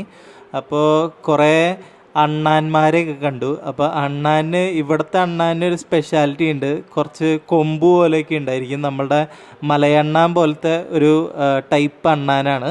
മലയണ്ണാൻ്റെ അത്ര വലിപ്പവും കാര്യങ്ങളും ഇല്ല. നമ്മളുടെ അണ്ണാൻ്റെ അത്രയും തന്നെ വലിപ്പവും കാര്യങ്ങളൊക്കെ ഉള്ളൂ. ഇനി അടുത്ത ഒരു സ്ഥലത്ത് കാണുമ്പോൾ ഞാൻ വീഡിയോയിൽ കാണിച്ചു തരാം. ഇപ്പോൾ ഒരുത്തനെ ഓടിപ്പോയി, പക്ഷേ കിട്ടിയില്ല. അങ്ങനെ ഞങ്ങൾ നടന്നുകൊണ്ടിരിക്കുമ്പോഴാണ് ഈ ഒരു കാഴ്ച കണ്ടത്. ഫുൾ സ്നോ കുന്നുകൂടി കിടക്കുന്ന ഒരു സ്ഥലം. അപ്പോൾ ഇവിടെ വെച്ച് കുറച്ച് ഫോട്ടോസും കാര്യങ്ങളൊക്കെ എടുക്കാമെന്ന് തീരുമാനിച്ചു. ആ സമയത്താണ് നമ്മുടെ പൈൻ ട്രീസുമേ ഫുൾ മഞ്ഞും കാര്യങ്ങളൊക്കെ വീണ് കിടക്കുന്നത്. വൈഫിനാണെങ്കിൽ ഈ പൈൻസ് കണ്ടിട്ട് ഭയങ്കര കൊതിയായിട്ട് വയ്യ. ഇത് നാട്ടിൽ കൊണ്ടുപോകണം എന്ന് പറഞ്ഞ് കുറേ പൈൻസൊക്കെ അവിടെ നിന്ന് ഇവിടെ നിന്നൊക്കെ ആയിട്ട് പറക്കി എടുക്കുന്നുണ്ട്. എന്നിട്ട് ബാഗ് ഫില്ല് ചെയ്യുന്നുണ്ട്. അപ്പം ഞാനാണെങ്കിൽ ഇതെടുക്കണ്ട, നമ്മൾ ചെക്കിനിൽ പിടിക്കും എന്നൊക്കെ പറഞ്ഞ് ഒഴിവാക്കാൻ നോക്കുന്നുണ്ട്. പക്ഷേ ആൾ ഒരു നടക്കി വിടുന്നില്ല. അങ്ങനെ കുറച്ച് പൈൻസും കാര്യങ്ങളൊക്കെ പറക്കി എടുത്തതിന് ശേഷം ഞങ്ങൾ ഇപ്പോൾ ഒരു സൂപ്പർ മാർക്കറ്റിൻ്റെ ഉള്ളിൽ പോവുകയാണ്. ഇതൊരു മാൾ ആൻഡ് സൂപ്പർ മാർക്കറ്റ് കൂടിയതാണ്. ഇതിൻ്റെ പേര് റാം സ്റ്റോർ ഇൻ എന്നാണ്. അപ്പോൾ ഞങ്ങൾ ആദ്യമായിട്ടാണ് ഒരു സൂപ്പർ മാർക്കറ്റിൻ്റെ ഉള്ളിലേക്ക് പോകുന്നത്. കസാക്കിസ്ഥാനിലെ ഞങ്ങളുടെ ആദ്യത്തെ മോൾ ആൻഡ് സൂപ്പർ മാർക്കറ്റാണ് Ramstore in. Ramstore in എന്ന് പറയുന്നത് ഇവിടുത്തെ ഒരു മാളും സൂപ്പർ മാർക്കറ്റും കൂടിയിട്ടുള്ള ഒരു സ്റ്റോറാണ്. അപ്പോൾ ഏതൊരു നമ്മളുടെ സൂപ്പർ മാർക്കറ്റിലേക്കും കടന്നു പോകുന്ന പോലെ തന്നെ നമ്മളുടെ എൻട്രൻസിലൂടെ ഞങ്ങൾ നടന്നു പോവുകയാണ്. അപ്പോൾ പുറത്ത് തന്നെ 2 ATM മെഷീനും കാര്യങ്ങളൊക്കെ വെച്ചിട്ടുണ്ട്. ഇവിടുത്തെ ATM മെഷീന് വേറൊരു പ്രത്യേകത കൂടെയുണ്ട്. അത് എന്താണെന്ന് വെച്ച് കഴിഞ്ഞിട്ടുണ്ടെങ്കിൽ നമുക്ക് ഫോൺ പേ അല്ലെങ്കിൽ ഗൂഗിൾ പേ എന്ന് പറഞ്ഞുള്ള വാലറ്റുകളിൽ പൈസ ലോഡ് ചെയ്യാനും ഈ മെഷീനുകൾ ഉപയോഗിക്കാം. അപ്പോൾ ഈ വാലറ്റ്സ് ഉപയോഗിച്ചിട്ടാണ് ഇവിടുത്തെ ഒട്ടനവധി കാര്യങ്ങൾ നടക്കുന്നത്. അതായത് ബസ്സിൽ കയറുമ്പോൾ തൊട്ട് നമ്മൾ എല്ലായിടത്ത് പോകുമ്പോഴും QR കോഡ്സും കാര്യങ്ങളൊക്കെ വെച്ചിട്ടുണ്ട്. അതിലേക്ക് ഓരോ ബാങ്കിനും ഓരോ തരത്തിലുള്ള വാലറ്റും കാര്യങ്ങളൊക്കെ ഉണ്ട്. അപ്പോൾ അതിൽ ലോഡ് ചെയ്ത് നമുക്ക് പേയ്മെൻറ്റ് ചെയ്യാവുന്നതാണ്. അപ്പോൾ ബസ്സുകളിലൊക്കെ ആണെങ്കിൽ ഈ തരത്തിൽ മാത്രമാണ് പേയ്മെൻറ്റ് ചെയ്യാൻ പറ്റുള്ളൂ. അപ്പോൾ ഈ ATM മെഷീൻസ് ഭയങ്കര ഇമ്പോർട്ടൻ്റ് ആണ്. നടന്ന് ഏകദേശം ഉച്ചയായി. അപ്പോൾ എന്തെങ്കിലും കഴിക്കണമല്ലോ. അപ്പോൾ സൂപ്പർ മാർക്കറ്റിൻ്റെ ഉള്ളിൽ തന്നെ നമ്മളുടെ ലുലുവിലൊക്കെ വാങ്ങിച്ച് കഴിക്കുന്ന പോലെ നമ്മൾ സൂപ്പർ മാർക്കറ്റിൻ്റെ ഉള്ളിൽ നിന്നാണ് കഴിച്ചത്. ഒട്ടനവധി ഫുഡ് ഐറ്റംസ് നിരത്തി വെച്ചിട്ടുള്ളത് കൊണ്ട് അതിൽ നിന്ന് സെലക്ട് ചെയ്തെടുക്കാൻ ഭയങ്കര ബുദ്ധിമുട്ടായിരുന്നു. അത് കഴിഞ്ഞ് ഞങ്ങൾ സൂപ്പർ മാർക്കറ്റിലൂടെ ഇങ്ങനെ നടക്കുകയാണ് നാട്ടിലേക്ക് എന്തെങ്കിലുമൊക്കെ വാങ്ങിച്ചു കൊണ്ടുപോകാൻ. അപ്പോൾ കണ്ടില്ലേ, ഇഷ്ടം പോലെ കുപ്പികളും കാര്യങ്ങളൊക്കെയാണ്. ഇവിടെ സൂപ്പർ മാർക്കറ്റുകളിലാണ് കുപ്പി വിൽക്കുന്നത്, അല്ലാതെ നമ്മളുടെ നാട്ടിലെ പോലെ ബിവറേജിൽ ക്യൂ നിന്നൊന്നും മേടിക്കേണ്ട കാര്യമില്ല. പക്ഷേ 18 വയസ്സിന് മുകളിലുള്ളവർക്ക് മാത്രമേ ഇത്തരത്തിൽ കുപ്പികളും കാര്യങ്ങളൊക്കെ കൊടുക്കുള്ളൂ. അതുകൊണ്ട് ആരും തന്നെ പേടിക്കേണ്ട കാര്യമില്ല. നമ്മളുടെ നാട്ടിലും ഇത്തരത്തിലൊരു നിയമം വെച്ച് കഴിഞ്ഞിട്ടുണ്ടെങ്കിൽ നമ്മളുടെ നാട്ടിലുള്ള കുടിയന്മാർക്ക് സുഖമായിട്ട് കുടിക്കുക. നമ്മളെപ്പോഴും ഒരു സാധനം ചെയ്യാൻ പാടില്ല എന്ന് പറയുമ്പോഴാണ് കൂടുതലും ആൾക്കാർ അത് ചെയ്യാനായിട്ട് ഇറങ്ങുക. അപ്പോൾ ഇത്തരത്തിൽ കുപ്പികളും കാര്യങ്ങളൊക്കെ വൈഡ്ലി അവൈലബിൾ ആവണം എന്നാണ് എൻ്റെ ആഗ്രഹം. കാരണം ഇതിന് വേണ്ടി നമ്മൾ ഈ ബിവറേജിൻ്റെ മുന്നിൽ നിൽക്കുക, സ്റ്റണ്ട് ഉണ്ടാക്കുക, വഴി കൂടെ കുടിച്ച് കിടക്കുക, എന്തിനാണ് ഇത്രയും കാര്യങ്ങളൊക്കെ? നമ്മളപ്പോൾ തിരിച്ച് റൂമിൻ്റെ ഭാഗത്തേക്ക് നടന്നുകൊണ്ടിരിക്കുകയാണ്. അപ്പോഴാണ് നമ്മൾ കണ്ടത് കുറേ ചെറി പോലെ ഉള്ള മരങ്ങൾ, ചെറി സാധനങ്ങൾ പോലെ. ചെറിയല്ല ഇത് ഒരു അലങ്കാര വസ്തുവാണ്. ഇത് കഴിക്കും എന്നും തോന്നുന്നു. ഞങ്ങൾ കുറച്ച് സൂപ്പർ മാർക്കറ്റിലൊക്കെ ഇരിക്കുന്നതും കണ്ടു. അപ്പോൾ ഇത്തരത്തിലുള്ള സാധനങ്ങളാണ് നമ്മളുടെ നാട്ടിൽ ക്രിസ്മസ് ട്രീ ഒക്കെ ഒരുക്കുമ്പോൾ വെക്കുന്ന ഒരു പ്ലാസ്റ്റിക്കിൻ്റെ സാധനം വാങ്ങിച്ചു വയ്ക്കില്ലേ, ആ സാധനം തന്നെയാണിത്. അങ്ങനെ റൂമിലൊക്കെ പോയി ഒന്ന് ഫ്രഷും കാര്യങ്ങളൊക്കെ ആയിട്ട് ഞങ്ങൾ ഇറങ്ങിയിരിക്കുകയാണ്. അപ്പോൾ സമയം കണ്ടു കഴിഞ്ഞാൽ ഒരു 8, 8:30, 9 മണിയൊക്കെ ആയെന്ന് തോന്നും. പക്ഷേ ഇവിടുത്തെ 4:30 മണിയാണ് ഇത്. അപ്പോൾ ഇവിടെ ഒരു 4:30, 5 മണിയാകുമ്പോഴേക്കും നല്ല ഇരുട്ടായിരിക്കും. അപ്പോൾ അതുമുതൽ നൈറ്റ് ലൈഫ് എന്ന് പറയും. അപ്പോൾ ഇപ്പം നമ്മൾ വന്നിരിക്കുന്നത് ഒരു റഷ്യൻ ഓർത്തഡോക്സ് പള്ളിയാണ്. അപ്പോൾ ആ പള്ളിയുടെ അവിടേക്ക് വരുമ്പോൾ കുറേ ഏരിയ നമുക്ക് പള്ളിയുടെ ചുറ്റുമുണ്ട്. നമ്മുടെ തൃശ്ശൂരിലുള്ള അമ്പലപ്പറമ്പ് പോലെ ഒരു വലിയൊരു ഏരിയയിലാണ് ഈ പള്ളി ഇരിക്കുന്നത്. അപ്പോൾ അതിന് മുന്നിലായിട്ട് കുറേ സ്കേറ്റിംഗ് റിങ്ങും കാര്യങ്ങളൊക്കെ കാണാം.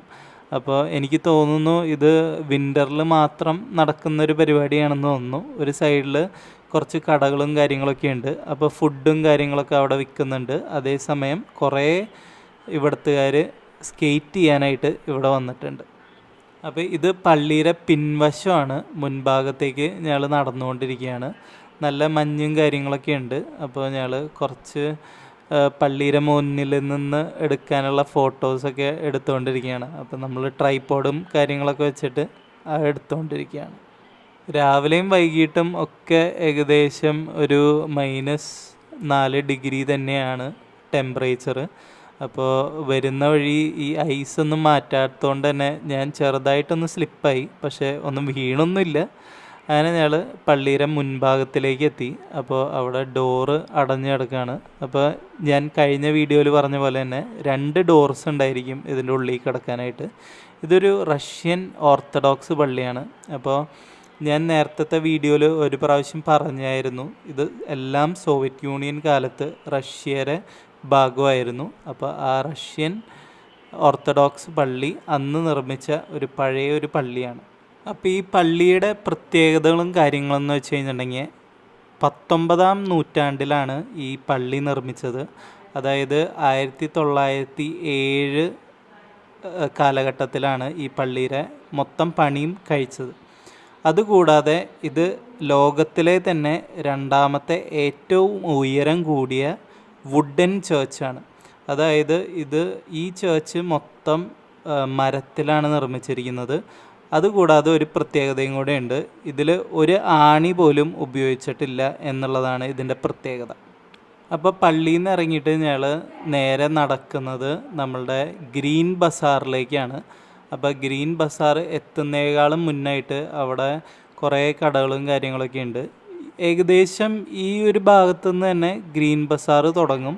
അപ്പോൾ ഇവിടെയാണ് ഒരു മാർക്കറ്റ് ഏരിയ ഉള്ളത്. അപ്പോൾ ഇവിടെ കിട്ടാത്തതായിട്ട് യാതൊരു വക സാധനങ്ങളും ഇല്ല, എല്ലാ സാധനങ്ങളും അവൈലബിൾ ആണ്. അതും അത്യാവശ്യം ചീപ്പും കാര്യങ്ങളൊക്കെ ആയിട്ടാണ് ഇവിടെ വിൽക്കുന്നേ. കൂടെ നമ്മളെ കാണുമ്പോൾ ഫോറിനറാണെന്ന് മനസ്സിലായിട്ട് അവർ കൂട്ടി വിൽക്കും. അതുകൊണ്ട് മാർക്കറ്റ് സൈഡിൽ നിന്ന് എന്തെങ്കിലും വാങ്ങിക്കാൻ പോവുകയാണെങ്കിൽ അത്യാവശ്യം കുറച്ച് പ്രൈസും കാര്യങ്ങളൊക്കെ അറിഞ്ഞില്ലെങ്കിൽ അവർ നമ്മളെ പറ്റിക്കും. അങ്ങനെ ആദ്യമായിട്ട് നമ്മൾ പോകുമ്പോൾ കുറേ തരത്തിലുള്ള ഹോട്ട് ഡോഗും കാര്യങ്ങളൊക്കെ അവിടെ വിൽക്കാൻ വെച്ചിരിക്കുകയാണ്. റോ ആയിട്ടുള്ള ഹോട്ട് ഡോഗാണ്, നമ്മൾ കൊണ്ടുപോയി വേവിച്ച് കാര്യങ്ങളൊക്കെ കഴിക്കാം. പിന്നെ കുറേ ക്രിസ്മസ് ആയതുകൊണ്ട് തന്നെ കുറേ ക്രിസ്മസ് ഡെക്കറേറ്റീവ് ഐറ്റംസാണ് ആദ്യത്തിൽ ഞങ്ങൾ കാണുന്നത്. അതുകൂടാതെ നേരെ നടക്കുമ്പോൾ കുറേ വസ്ത്രങ്ങളുടെയും പിന്നെ പല പടക്ക കമ്പനികളും കാര്യങ്ങളൊക്കെ കാണാം. പടക്ക കമ്പനി എന്ന് പറയാൻ പറ്റില്ല, പടക്ക സ്റ്റോളുകൾ കാര്യങ്ങളൊക്കെ കാണാം. അപ്പോൾ ഞങ്ങൾ ഈ ഗ്രീൻ ബസാറിൻ്റെ ഉള്ളിൽ കൂടെ നടന്നുകൊണ്ടിരിക്കുകയാണ്. അപ്പോൾ ഇതിൻ്റെ മെയിൻ ബിൽഡിങ് വരുന്നത് ഒരു കെട്ടിടമാണ്. അപ്പോൾ അതിൻ്റെ പുറത്തുള്ള ചെറു കടകളാണ് ഇത്. ഇതാണ് നമ്മളുടെ ഗ്രീൻ ബസാർ. 1875 ആദ്യമായിട്ട് ഗ്രീൻ ബസാർ ആൾക്കാർക്ക് വേണ്ടി തുറന്നു കൊടുക്കുന്നത്. പക്ഷേ അധികം ആയുസ്സും കാര്യങ്ങളും ഉണ്ടായിരുന്നില്ല. ഇത് 12 വർഷം കഴിഞ്ഞപ്പോഴേക്കും ഒരു വലിയൊരു ഭൂകമ്പം വന്ന് ഇത് മൊത്തം തകർന്നുപോയി. അതിനുശേഷം ഇത് റീകൺസ്ട്രക്റ്റ് ചെയ്തത് 1927 ആദ്യം തന്നെ ഞങ്ങൾ ഗ്രീൻ ബസാറിൻ്റെ ഉള്ളിൽ കടന്നു കഴിഞ്ഞപ്പോൾ ഒരാൾ ഞങ്ങൾക്ക് കൈയൊക്കെ തന്നു. അപ്പോൾ ഭയങ്കര ഫ്രണ്ട്ലി ആയിട്ടാണ് സംസാരിച്ചതും കാര്യങ്ങളൊക്കെ. അപ്പോൾ ഇയാളാണ് അയാൾ. അപ്പോൾ അയാൾ ഇന്ത്യൻസ് ആണോ, ഭയങ്കര സംസാരവും കാര്യങ്ങളൊക്കെ ആയിരുന്നു. അങ്ങനെ കുറച്ച് സാമ്പിളുകളും കാര്യങ്ങളൊക്കെ തന്നു. അപ്പോൾ എങ്ങനെയാണ് ഒന്നും മേടിക്കാതെ പോകാമെന്ന് വെച്ചിട്ട് ഞാൻ ഒരു 100 ഗ്രാം എന്തെങ്കിലും എടുക്കാം എന്ന് വിചാരിച്ച് എടുക്കാൻ പോയി കഴിഞ്ഞപ്പോൾ അയാൾ ഇത്ര വിലകൾ എന്ന് പറഞ്ഞിട്ട് പൈസ പറഞ്ഞു. അങ്ങനെ ആ പൈസ അങ്ങോട്ട് കൊടുത്തു കഴിഞ്ഞപ്പോൾ വലിയ നോട്ടാണ് കൊടുത്തത്, ചേഞ്ച് ഉണ്ടായിരുന്നില്ല. വലിയ നോട്ട് കൊടുത്തു കഴിഞ്ഞപ്പോൾ അയാൾ പറഞ്ഞു ഇതിൻ്റെ വില എത്രയൊന്നല്ല, 100 ഗ്രാമിൻ്റെ വിലയാണ് ഞാൻ പറഞ്ഞത്, ഇതിലും കൂടുതൽ വേണമെന്ന് പറഞ്ഞ് കൂടുതൽ പൈസ ചോദിച്ചു.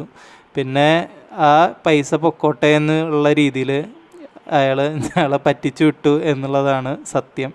അപ്പോൾ ആരും ചെന്ന് കഴിഞ്ഞാൽ അപ്പം തന്നെ ഫ്രണ്ട്ലിയാന്ന് പറഞ്ഞ് കൈ കൊടുക്കാനോ ഇതിനോ നിൽക്കരുത്. ഇത്തരത്തിൽ ഒരു പറ്റിപ്പും കാര്യങ്ങളും കഴിഞ്ഞപ്പോൾ തന്നെ എനിക്ക് ഈ ഗ്രീൻ ബസാറിനോടുള്ള എല്ലാ മതിപ്പും കാര്യങ്ങളൊക്കെ പോയി. ഒന്നും മേടിക്കണ്ട, എല്ലാം കണ്ടു പോന്നാൽ മതി എന്ന് ഭാര്യയ്ക്ക് നിർദ്ദേശവും കൊടുത്ത് ഞങ്ങൾ നടത്താൻ തുടങ്ങി. 2 ഫ്ലോറുകളുള്ള ഒരു ചന്ത തന്നെയാണ് ഈ ഗ്രീൻ ബസാർ എന്ന് പറയുന്നത്. അതിൽ ഏറ്റവും താഴത്തെ നിലയിൽ കുറേ ഫ്രൂട്ട്സും വെജിറ്റബിൾസും പലചരക്ക് കാര്യങ്ങളൊക്കെ ആണെങ്കിൽ മുകളിലത്തെ നിലയിൽ ഡ്രൈ ഫ്രൂട്ട്സും കാര്യങ്ങളും പിന്നെ കുറേ ഡ്രസ്സ് ഐറ്റംസ് അല്ലെങ്കിൽ അങ്ങനത്തെ കടകളും കാര്യങ്ങളൊക്കെ ഉണ്ട്. അതുകൂടാതെ മീറ്റ് ഐറ്റംസും ഉണ്ട്. അപ്പോൾ എല്ലാ തരം മീറ്റുകളും ഇവിടെ വിൽക്കുന്നുണ്ട്. അപ്പോൾ ഇത്തരത്തിൽ ഒരു ഭയങ്കര ഓർഗനൈസ്ഡായ ക്ലീനായിട്ടുള്ളൊരു മാർക്കറ്റ് ഞാൻ ആദ്യമായിട്ടാണ് കാണുന്നത്. ഇവർ നമ്മളുടെ ഫ്രൂട്ട്സും വെജിറ്റബിൾസൊക്കെ ഒതുക്കി അടക്കി പെറുക്കി വെച്ചിരിക്കുന്നത് കണ്ടു കഴിഞ്ഞിട്ടുണ്ടെങ്കിൽ നമുക്ക് അപ്പം തന്നെ വാങ്ങിച്ചുകൊണ്ട് പോകാൻ തോന്നും. അത്രയും മനോഹരമായിട്ടാണ് ഇവിടെ സെറ്റ് ചെയ്തിരിക്കുന്നത് ഫ്രൂട്ട്സും വെജിറ്റബിൾസൊക്കെ. പിന്നെ നമ്മളുടെ നാട്ടിലത്തേക്കാളും കുറച്ചുകൂടെ കളറും കാര്യങ്ങളൊക്കെ ഉണ്ട്. അതെന്തുകൊണ്ടാണെന്ന് എനിക്കറിയില്ല. അങ്ങനെ ഞങ്ങൾ നേരെ ഗ്രീൻ ബസാറിൽ നിന്ന് പുറത്തേക്ക് ഇറങ്ങിയപ്പോൾ ആദ്യം കാണുന്ന കാഴ്ച എന്ന് വെച്ച് കഴിഞ്ഞാൽ ഒരു പടക്കക്കട അതിലെ അമിട്ട് ഇങ്ങനെ ഡിസ്പ്ലേ ചെയ്യാൻ വേണ്ടിയിട്ട് പൊട്ടിച്ചുകൊണ്ടിരിക്കുകയാണ്. കുറേ ആൾക്കാരൊക്കെ അത് കണ്ടുകൊണ്ട് വീഡിയോ എടുത്തുകൊണ്ടൊക്കെ നിൽക്കുന്നുണ്ട്. അങ്ങനെ ഞങ്ങൾ നടന്നു കഴിഞ്ഞപ്പോൾ അവിടെ ഒരു ഷവർമ്മ കട കണ്ടു. അപ്പോൾ ഇവിടുത്തെ ഷവർമ്മ ഒന്ന് ട്രൈ ചെയ്യണമല്ലോ. അങ്ങനെ ഒരു ഷവർമ്മ മേടിക്കാൻ തീരുമാനിച്ചു. നല്ല തണുപ്പും കാര്യങ്ങളായിരുന്നുകൊണ്ട് നല്ല ചൂടിൽ ആ ഷവർമ്മ കഴിക്കാൻ നല്ല ടേസ്റ്റ് ഉണ്ടായിരുന്നു. ഏകദേശം നമ്മുടെ നാട്ടിലെ ഷവർമ്മയൊക്കെ പോലെ തന്നെ, പക്ഷേ കുറച്ചുകൂടെ മീറ്റും കാര്യങ്ങളൊക്കെ കൂടുതലായിരുന്നു. അങ്ങനെ നെക്സ്റ്റ് ഡേ ഞങ്ങൾ രാവിലെ എഴുന്നേറ്റ് നമ്മളുടെ ഷിംബുലാക്ക് എന്ന് പറഞ്ഞ സ്ഥലത്തേക്ക് പോകാൻ വേണ്ടി തയ്യാറാവുകയാണ്. അപ്പോൾ -4 ഡിഗ്രിയാണ് ഇന്നും ടെമ്പറേച്ചർ. ബസ് കണ്ടുപിടിക്കാനൊന്നും അത്രയും ബുദ്ധിമുട്ടേണ്ടി വന്നില്ല. കാരണം നമുക്ക് എവിടെ പോയി നിന്നാലാണ് ഏത് ബസ് കിട്ടുക എന്നുള്ളത് യാൻഡെക്സ് മാപ്പിൽ കാണിച്ചു തരും. അപ്പോൾ അതുകൂടാതെ ഞാൻ കണ്ട ഒരു പ്രത്യേകത എന്ന് വെച്ച് കഴിഞ്ഞാൽ ഓരോ ബസ്സുകളുടെയും അതിൻ്റേതായ നമ്പർ എഴുതിയിട്ട് അതിൻ്റെ ഒരു ചിഹ്നം അതിൻ്റെ അതാത് ലൊക്കേഷനിൽ ലൈവ് ലൊക്കേഷൻ എപ്പോഴും കാണിച്ചുകൊണ്ടിരിക്കുന്നുണ്ട്. അപ്പോൾ നമുക്ക് ആ ബസ് വരുന്നതൊക്കെ അറിയാൻ പറ്റും. ലൈവായിട്ട് നമുക്ക് യാൻഡെക്സ് മാപ്പിൻ്റെ ഉള്ളിൽ കാണാം. അത് ഗൂഗിൾ മാപ്സിലൊന്നും കാണാത്തൊരു ഫീച്ചറാണ്. എനിക്ക് ഭയങ്കരമായിട്ട് ഇഷ്ടപ്പെട്ടൊരു ഫീച്ചറുമാണ്. അങ്ങനെ ബസ്സിൽ കയറി കഴിഞ്ഞപ്പോൾ 3 മെത്തേഡ് ഉണ്ട് പേയ്മെൻറ്റ് ചെയ്യാൻ വേണ്ടിയിട്ട്. ആദ്യത്തെ മെത്തേഡ് എന്ന് വെച്ച് കഴിഞ്ഞാൽ നമുക്ക് ഇതുപോലെയുള്ള QR കോഡ് സ്കാൻ ചെയ്യാം. അല്ലെങ്കിൽ നമുക്ക് കാർഡ് വെച്ച് ടാപ്പ് ചെയ്യാൻ പറ്റും. കാർഡ് വെച്ച് ടാപ്പ് ചെയ്ത് പേയ്മെൻറ്റ് നടത്താം. അതല്ലെങ്കിൽ പിന്നെ നമുക്ക് ഡ്രൈവറിൻ്റെ പൈസ കൊടുക്കാം. അപ്പോൾ ഡ്രൈവർ തന്നെയാണ്, കണ്ടക്ടറും എല്ലാം ഡ്രൈവർ തന്നെയാണ്. അത് ഒരു പ്രത്യേക കണ്ടക്ടറും കാര്യങ്ങളൊന്നുമില്ല. എല്ലാവരും അവരവരുടെ കാർഡും കാര്യങ്ങളൊക്കെ വെച്ച് ടാപ്പ് ചെയ്തും മൊബൈലിൽ QR വെച്ചും പേയ്മെൻറ്റൊക്കെ നടത്തുന്നുണ്ടായിരുന്നു. അപ്പോൾ ഞങ്ങൾ പൈസ ആയതുകൊണ്ട് ആ പൈസ എടുത്ത് ഡ്രൈവറിന് കൊടുക്കുകയാണ്. കുറച്ചുകൂടെ നല്ല പേയ്മെൻറ്റ് മെത്തേഡ് നമ്മൾ ഈ QR കാര്യങ്ങളൊക്കെ വെച്ച് പേ ചെയ്യുകയാണ്. കാരണം എന്താണെന്ന് വെച്ചാൽ ഫിസിക്കൽ ഫോം ഓഫ് ടിക്കറ്റൊന്നും ഇവിടെ അവൈലബിൾ അല്ല. അപ്പോൾ ഇൻ കേസ് ഏതെങ്കിലും ഒരു ചെക്കിങ് കാര്യങ്ങളൊക്കെ ഉണ്ടായി കഴിഞ്ഞിട്ടുണ്ടെങ്കിൽ നമുക്ക് ഇത് കാണിക്കാൻ പറ്റും. അപ്പോൾ ഞങ്ങൾ പോകുന്ന വഴിയിലും ഇതുപോലെ ഇടയ്ക്കൊന്ന് നമ്മളുടെ KSRTCയിലൊക്കെ കണ്ടക്ടർമാർ കയറി വരില്ലേ, അതുപോലെയുള്ള ഒരു സിസ്റ്റം ഇവിടെയും ഉണ്ടായിരുന്നു. അങ്ങനെ എല്ലാവരെയും ചെക്ക് ചെയ്യുന്നുണ്ടായിരുന്നു. ഞങ്ങളുടെ അടുത്ത് ചോദിച്ചു കഴിഞ്ഞപ്പോൾ ഞങ്ങൾ ക്യാഷായിട്ടാണ് പേ ചെയ്തതെന്ന് പറഞ്ഞപ്പോൾ അവർ പോയി. അങ്ങനെ ഞങ്ങൾ മെഡു കേബിൾ കാർ ബസ് സ്റ്റോപ്പിലെത്തി. അപ്പോൾ ഇവിടെയാണ് നമ്മളുടെ കേബിൾ കാർ വരുന്നത്. ഈ കേബിൾ കാറിൽ 3 കേബിൾ കാർ മാറി കയറി വേണം നമുക്ക് മലയുടെ ഏറ്റവും മുകളിലെത്താനായിട്ട്. ഏകദേശം 1940കൾ തുടങ്ങിയ ഇവിടെ ആൾക്കാർ വന്ന് സ്കീ ചെയ്യുന്നുണ്ട്. പക്ഷേ അന്നൊക്കെ 3 മണിക്കൂറത്തെ യാത്ര മുകളിലോട്ടുള്ള ഹിൽ ക്ലൈമ്പിങ്ങിന് ശേഷമാണ് ഇത്തരത്തിൽ സ്കീയിങ് ചെയ്യാൻ പറ്റുമായിരുന്നത്. നല്ല സ്ലോപ്പും കാര്യങ്ങളൊക്കെയുള്ള മലയായതുകൊണ്ട് തന്നെ സ്കീയിങ്ങിന് നല്ല അനുയോജ്യമാണ് എന്ന് മനസ്സിലാക്കിയതോടെയാണ് 1954 സ്കീയിങ്ങിന് വേണ്ടിയുള്ള ഒരു ട്രാക്ക് ഇവിടെ ഉണ്ടാക്കുകയുണ്ടായത്. റോഡ് മാർഗം നമുക്ക് ഈ ഷിംബുലാക്ക് മലയുടെ മുകളിലേക്ക് എത്താൻ കഴിയുമെങ്കിലും ഇത്തരത്തിലുള്ള കേബിൾ കാറ് ഇവിടെ സ്റ്റാർട്ട് ചെയ്തത് 2011 അപ്പോൾ ഏകദേശം ഒരു 4500 മീറ്റർ നീളം വരുന്ന കേബിൾ കാർ ലൈനാണ് ഇവിടെയുള്ളത്. അങ്ങനെ താഴത്തെ റെസ്റ്റോറൻറ്റിൽ നിന്നൊന്നും കഴിക്കാൻ പറ്റിയില്ലെങ്കിലും മുകളിൽ ടിക്കറ്റ് എടുത്ത് പോയിട്ട് കഴിക്കാമെന്ന് വിചാരിച്ച് നടക്കുമ്പോഴാണ് ആ ടിക്കറ്റ് കൗണ്ടറിൻ്റെ അടുത്തായിട്ട് ധാരാളം റെസ്റ്റോറൻറ്റും കാര്യങ്ങളൊക്കെ ഉണ്ട്. പിന്നെ നമ്മളിങ്ങനെ നടന്നു വരുമ്പോഴേക്കും കുറച്ച് പേരൊക്കെ നമ്മളുടെ ഫോട്ടോസും കാര്യങ്ങളൊക്കെ എടുക്കുന്നുണ്ട്. DSLR ക്യാമറകളിലാണ് എടുക്കുന്നത്. അപ്പോൾ അതിനൊരു പ്രത്യേകം ചാർജും കാര്യങ്ങളൊക്കെ ഉണ്ട്. നിങ്ങൾക്ക് ഇഷ്ടപ്പെട്ട് കഴിഞ്ഞാൽ മാത്രം അവരുടെ നിന്ന് വാങ്ങിച്ചാൽ മതി. അങ്ങനെ നമ്മൾ ഇവിടെ വന്ന് ഓർഡർ ചെയ്ത സാധനങ്ങളെന്ന് വെച്ചാൽ ഒരു ക്യാപ്പച്ചീനോ കോഫി, പൊട്ടാറ്റോ ബോൾസ്, പിന്നെ ഡോണർ. ഇവിടെ ടിക്കറ്റിംഗ് ഏരിയയിൽ പ്രത്യേകിച്ച് ടോയ്ലറ്റും കാര്യങ്ങളൊന്നും കണ്ടില്ല. അതേസമയം ഞാൻ അന്വേഷിച്ച് പോയി കഴിഞ്ഞപ്പോൾ ഈ റെസ്റ്റോറൻറ്റുകളിൽ ആണ് ടോയ്ലറ്റ്സ് അവൈലബിൾ ആയിട്ടുള്ളത്. അതും നമ്മൾ എന്തെങ്കിലും ഒരു സാധനം വാങ്ങിച്ചാൽ മാത്രമേ അവർ ഓപ്പൺ ചെയ്ത് തരുള്ളൂ. ധാരാളം ഭാഗത്തു നിന്നുള്ള ആൾക്കാർ ഇവിടെ വരുന്നുണ്ട്. അപ്പോൾ ഞങ്ങളുടെ ലെഫ്റ്റ് സൈഡിലായിട്ടിരുന്ന ആൾക്കാർ നോർത്ത് ഇന്ത്യൻസ് ആണെന്ന് തോന്നുന്നു. പിന്നെ കൂടുതലും കാണുന്നത് റഷ്യക്കാരാണ്. പിന്നെ ഇവിടുത്തെ കസാക്കിസ്ഥാനിലെ തന്നെ സ്കീയിങ് ചെയ്യാൻ താല്പര്യമുള്ള കുറേ പിള്ളേരുകളും കാര്യങ്ങളൊക്കെ വരുന്നുണ്ട്. എല്ലാം അപ്പം തന്നെ ഉണ്ടാക്കുന്ന സാധനങ്ങളായതുകൊണ്ട് നല്ല ചൂടും കാര്യങ്ങളൊക്കെ ഉണ്ട്. കുറച്ച് നേരം വെച്ച് കഴിഞ്ഞാൽ പുറത്ത് വെച്ച് കഴിഞ്ഞാൽ തന്നെ ഇത് തണുത്തു പോകും. ഇത്രയും തണുപ്പുള്ള ഏരിയയല്ലേ. അങ്ങനെ ഞങ്ങൾ ടിക്കറ്റ് കൗണ്ടറിൽ നിന്ന് ടിക്കറ്റും കാര്യങ്ങളൊക്കെ എടുത്തു. അപ്പോൾ ഒരാൾക്ക് ഞങ്ങൾക്കായത് ഏറ്റവും ടോപ്പിൽ പോകാൻ 6500 ടെങ്കിയാണ് ഒരാൾക്ക് വന്നത്. അതായത് നമ്മളുടെ നാട്ടിലെ ഏകദേശം ഒരു 1100 രൂപ. അങ്ങനെ ടിക്കറ്റ് എടുത്തു കഴിഞ്ഞപ്പോൾ അവർ പറഞ്ഞു തന്നു 3 സ്റ്റേജുകളുണ്ട്. അപ്പോൾ ആദ്യത്തെ പീക്കിൽ പോയി കഴിഞ്ഞിട്ട് അവിടെ നിന്ന് മാറി കയറണം രണ്ടാമത്തെ കേബിൾ കാറിൽ. അത് കഴിഞ്ഞ് അതിൻ്റെ മുകളിൽ പോയി കഴിഞ്ഞിട്ട് ആദ്യം ഒരു പ്രാവശ്യം കൂടെ മാറി കയറണം. ഓരോ പീക്കിൽ പോകുമ്പോഴും അതിൻ്റേതായ ടെമ്പറേച്ചറിലുള്ള ഡിഫറൻസും കാര്യങ്ങളൊക്കെ ഉണ്ടായിരിക്കും. അപ്പോൾ നമുക്ക് വയസ്സായവരെയും കാര്യങ്ങളൊക്കെ കൊണ്ടുപോവുകയാണെങ്കിൽ ഫസ്റ്റ് പീക്ക് ചെന്നിറങ്ങുന്ന ടിക്കറ്റ് മാത്രം എടുത്താൽ മതി. കാരണം അവിടെ നിന്ന് മുകളിൽ പോകും തോറും നല്ല തണുപ്പും കാര്യങ്ങളുമാണ്. ഞങ്ങളെ കൂടെ ഉണ്ടായിരുന്ന ആൾ ഒരു ഫിലിപ്പീൻകാരനായിരുന്നു. അപ്പോൾ അയാളും അതേ ക്യാമറയിൽ നല്ല വീഡിയോസും കാര്യങ്ങളൊക്കെ എടുത്തുകൊണ്ടിരിക്കുന്നത് കണ്ടു കഴിഞ്ഞപ്പോൾ ഞാൻ ചോദിച്ചു യൂട്യൂബറാണോ എന്ന്. അപ്പോൾ പുള്ളി പറഞ്ഞു ഞാൻ ദുബായിൽ നിന്നാണ് വരുന്നത്, ഫിലിപ്പീനുകാരനാണ്, ദുബായിൽ നിന്നാണ് വരുന്നത്, ഞാൻ യൂട്യൂബറൊന്നുമല്ല, മെമ്മറീസിന് വേണ്ടി ഈ വീഡിയോസും കാര്യങ്ങളൊക്കെ എടുക്കുന്നതാണ്. ഇവിടെ സ്കീയിങ് സീസൺ തുടങ്ങുന്നത് ഡിസംബറിലാണ്. അപ്പോൾ ഡിസംബർ ടു ഏപ്രിൽ വരെയാണ് ഇവരുടെ സ്കീയിങ് സീസൺ വരുന്നത്. അതുകൂടാതെ ഈ കേബിൾ കാറാണ് ലോകത്തിലെ തന്നെ 3ാമത്തെ ഏറ്റവും longest cable car in the world.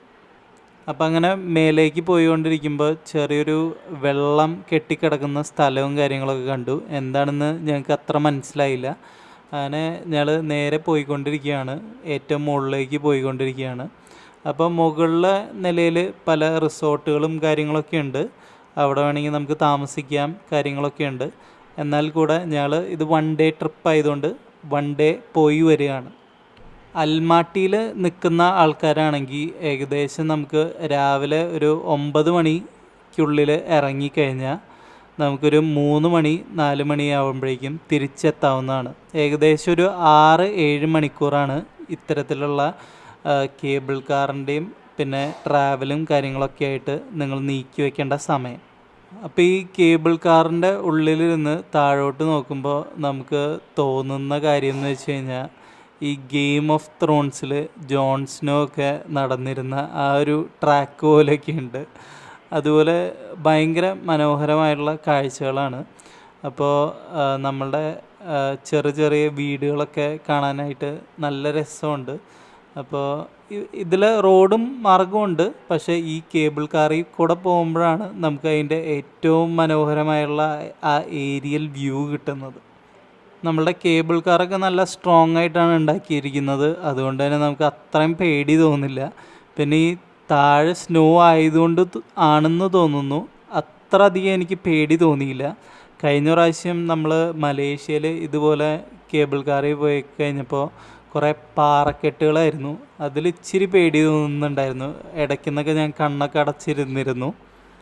Snow ആയതുകൊണ്ടാണോന്ന് അറിയില്ല, കുറച്ച് സേഫായിട്ട് എനിക്ക് ഫീൽ ചെയ്തു മലേഷ്യയിലെ ഇത് വെച്ചിട്ട്. അപ്പോൾ കുറച്ചുകൂടെ സേഫാണെന്ന് തോന്നി. എല്ലാം വെള്ളപ്പുതപ്പ് പോലെ പുതച്ച് കിടക്കുകയാണല്ലോ. അങ്ങനെ ഞങ്ങൾ ഫസ്റ്റ് ഹിൽ സ്റ്റേഷനിലെത്തി. അങ്ങനെ 3 ഹിൽ സ്റ്റേഷനാണുള്ളത്. അതിലെ ഫസ്റ്റ് ഹിൽ സ്റ്റേഷനിൽ നമ്മൾ എത്തുമ്പോൾ കുറേ റെസ്റ്റോറൻറ്റ്സും കഫേസും കാര്യങ്ങളൊക്കെ ഉണ്ട് ഇവിടെ. അതേസമയം ഇവിടെ നിന്നാണ് നമ്മളുടെ സ്കീയിങ്ങിൻ്റെ ഫസ്റ്റ് കേബിൾ കാർ സ്റ്റാർട്ട് ചെയ്യുന്നത്. അതായത് സ്കീയിങ് ചെയ്യുന്നവർക്ക് ഡ്രസ്സും കാര്യങ്ങളൊക്കെ മാറി ഇവിടെ നിന്ന് നമ്മളുടെ സ്കീയിങ് ബോർഡും കാര്യങ്ങളൊക്കെ സെറ്റ് ചെയ്തിട്ട് ഓപ്പൺ ആയിട്ടുള്ള കേബിൾ കാർസ് ഉണ്ട്. ആ കേബിൾ കാർസ് വഴി ഏറ്റവും മുകളിലേക്ക് പോകാവുന്നതാണ്. അതേസമയം നമ്മളെപ്പോലെയുള്ള സ്കീയിങ് ചെയ്യാത്ത ടൂറിസ്റ്റിനാണെങ്കിൽ ഇവിടുന്ന് ക്ലോസ്ഡ് കേബിൾ കാർസ് തന്നെ ഉണ്ട്. നിങ്ങൾ പ്രായമായിട്ടുള്ള മാതാപിതാക്കളെയും കാര്യങ്ങളൊക്കെ കൊണ്ടുവരികയാണെങ്കിൽ, അല്ലെങ്കിൽ കൊച്ചു കുട്ടികളെയൊക്കെ കൊണ്ടുവരികയാണെങ്കിൽ ഈ ഫസ്റ്റ് ഹിൽ സ്റ്റേഷൻ വരെ വന്നാൽ മതി. എന്നിട്ട് ഇവിടെ നമുക്ക് അവരെ സേഫായിട്ട് ഇരുത്തിക്കൊണ്ട് നമുക്ക് മുകളിൽ പോയി കണ്ട് തിരിച്ചു വരാവുന്നതാണ്. അപ്പോൾ സെയിം വേ തന്നെയാണ് തിരിച്ചു വരുന്നതും കാര്യങ്ങളും. അപ്പോൾ നമുക്ക് ഇവിടെ സേഫായിട്ട് അവരെ ഇരുത്തി പോകാൻ പറ്റിയൊരു സ്ഥലമാണ്.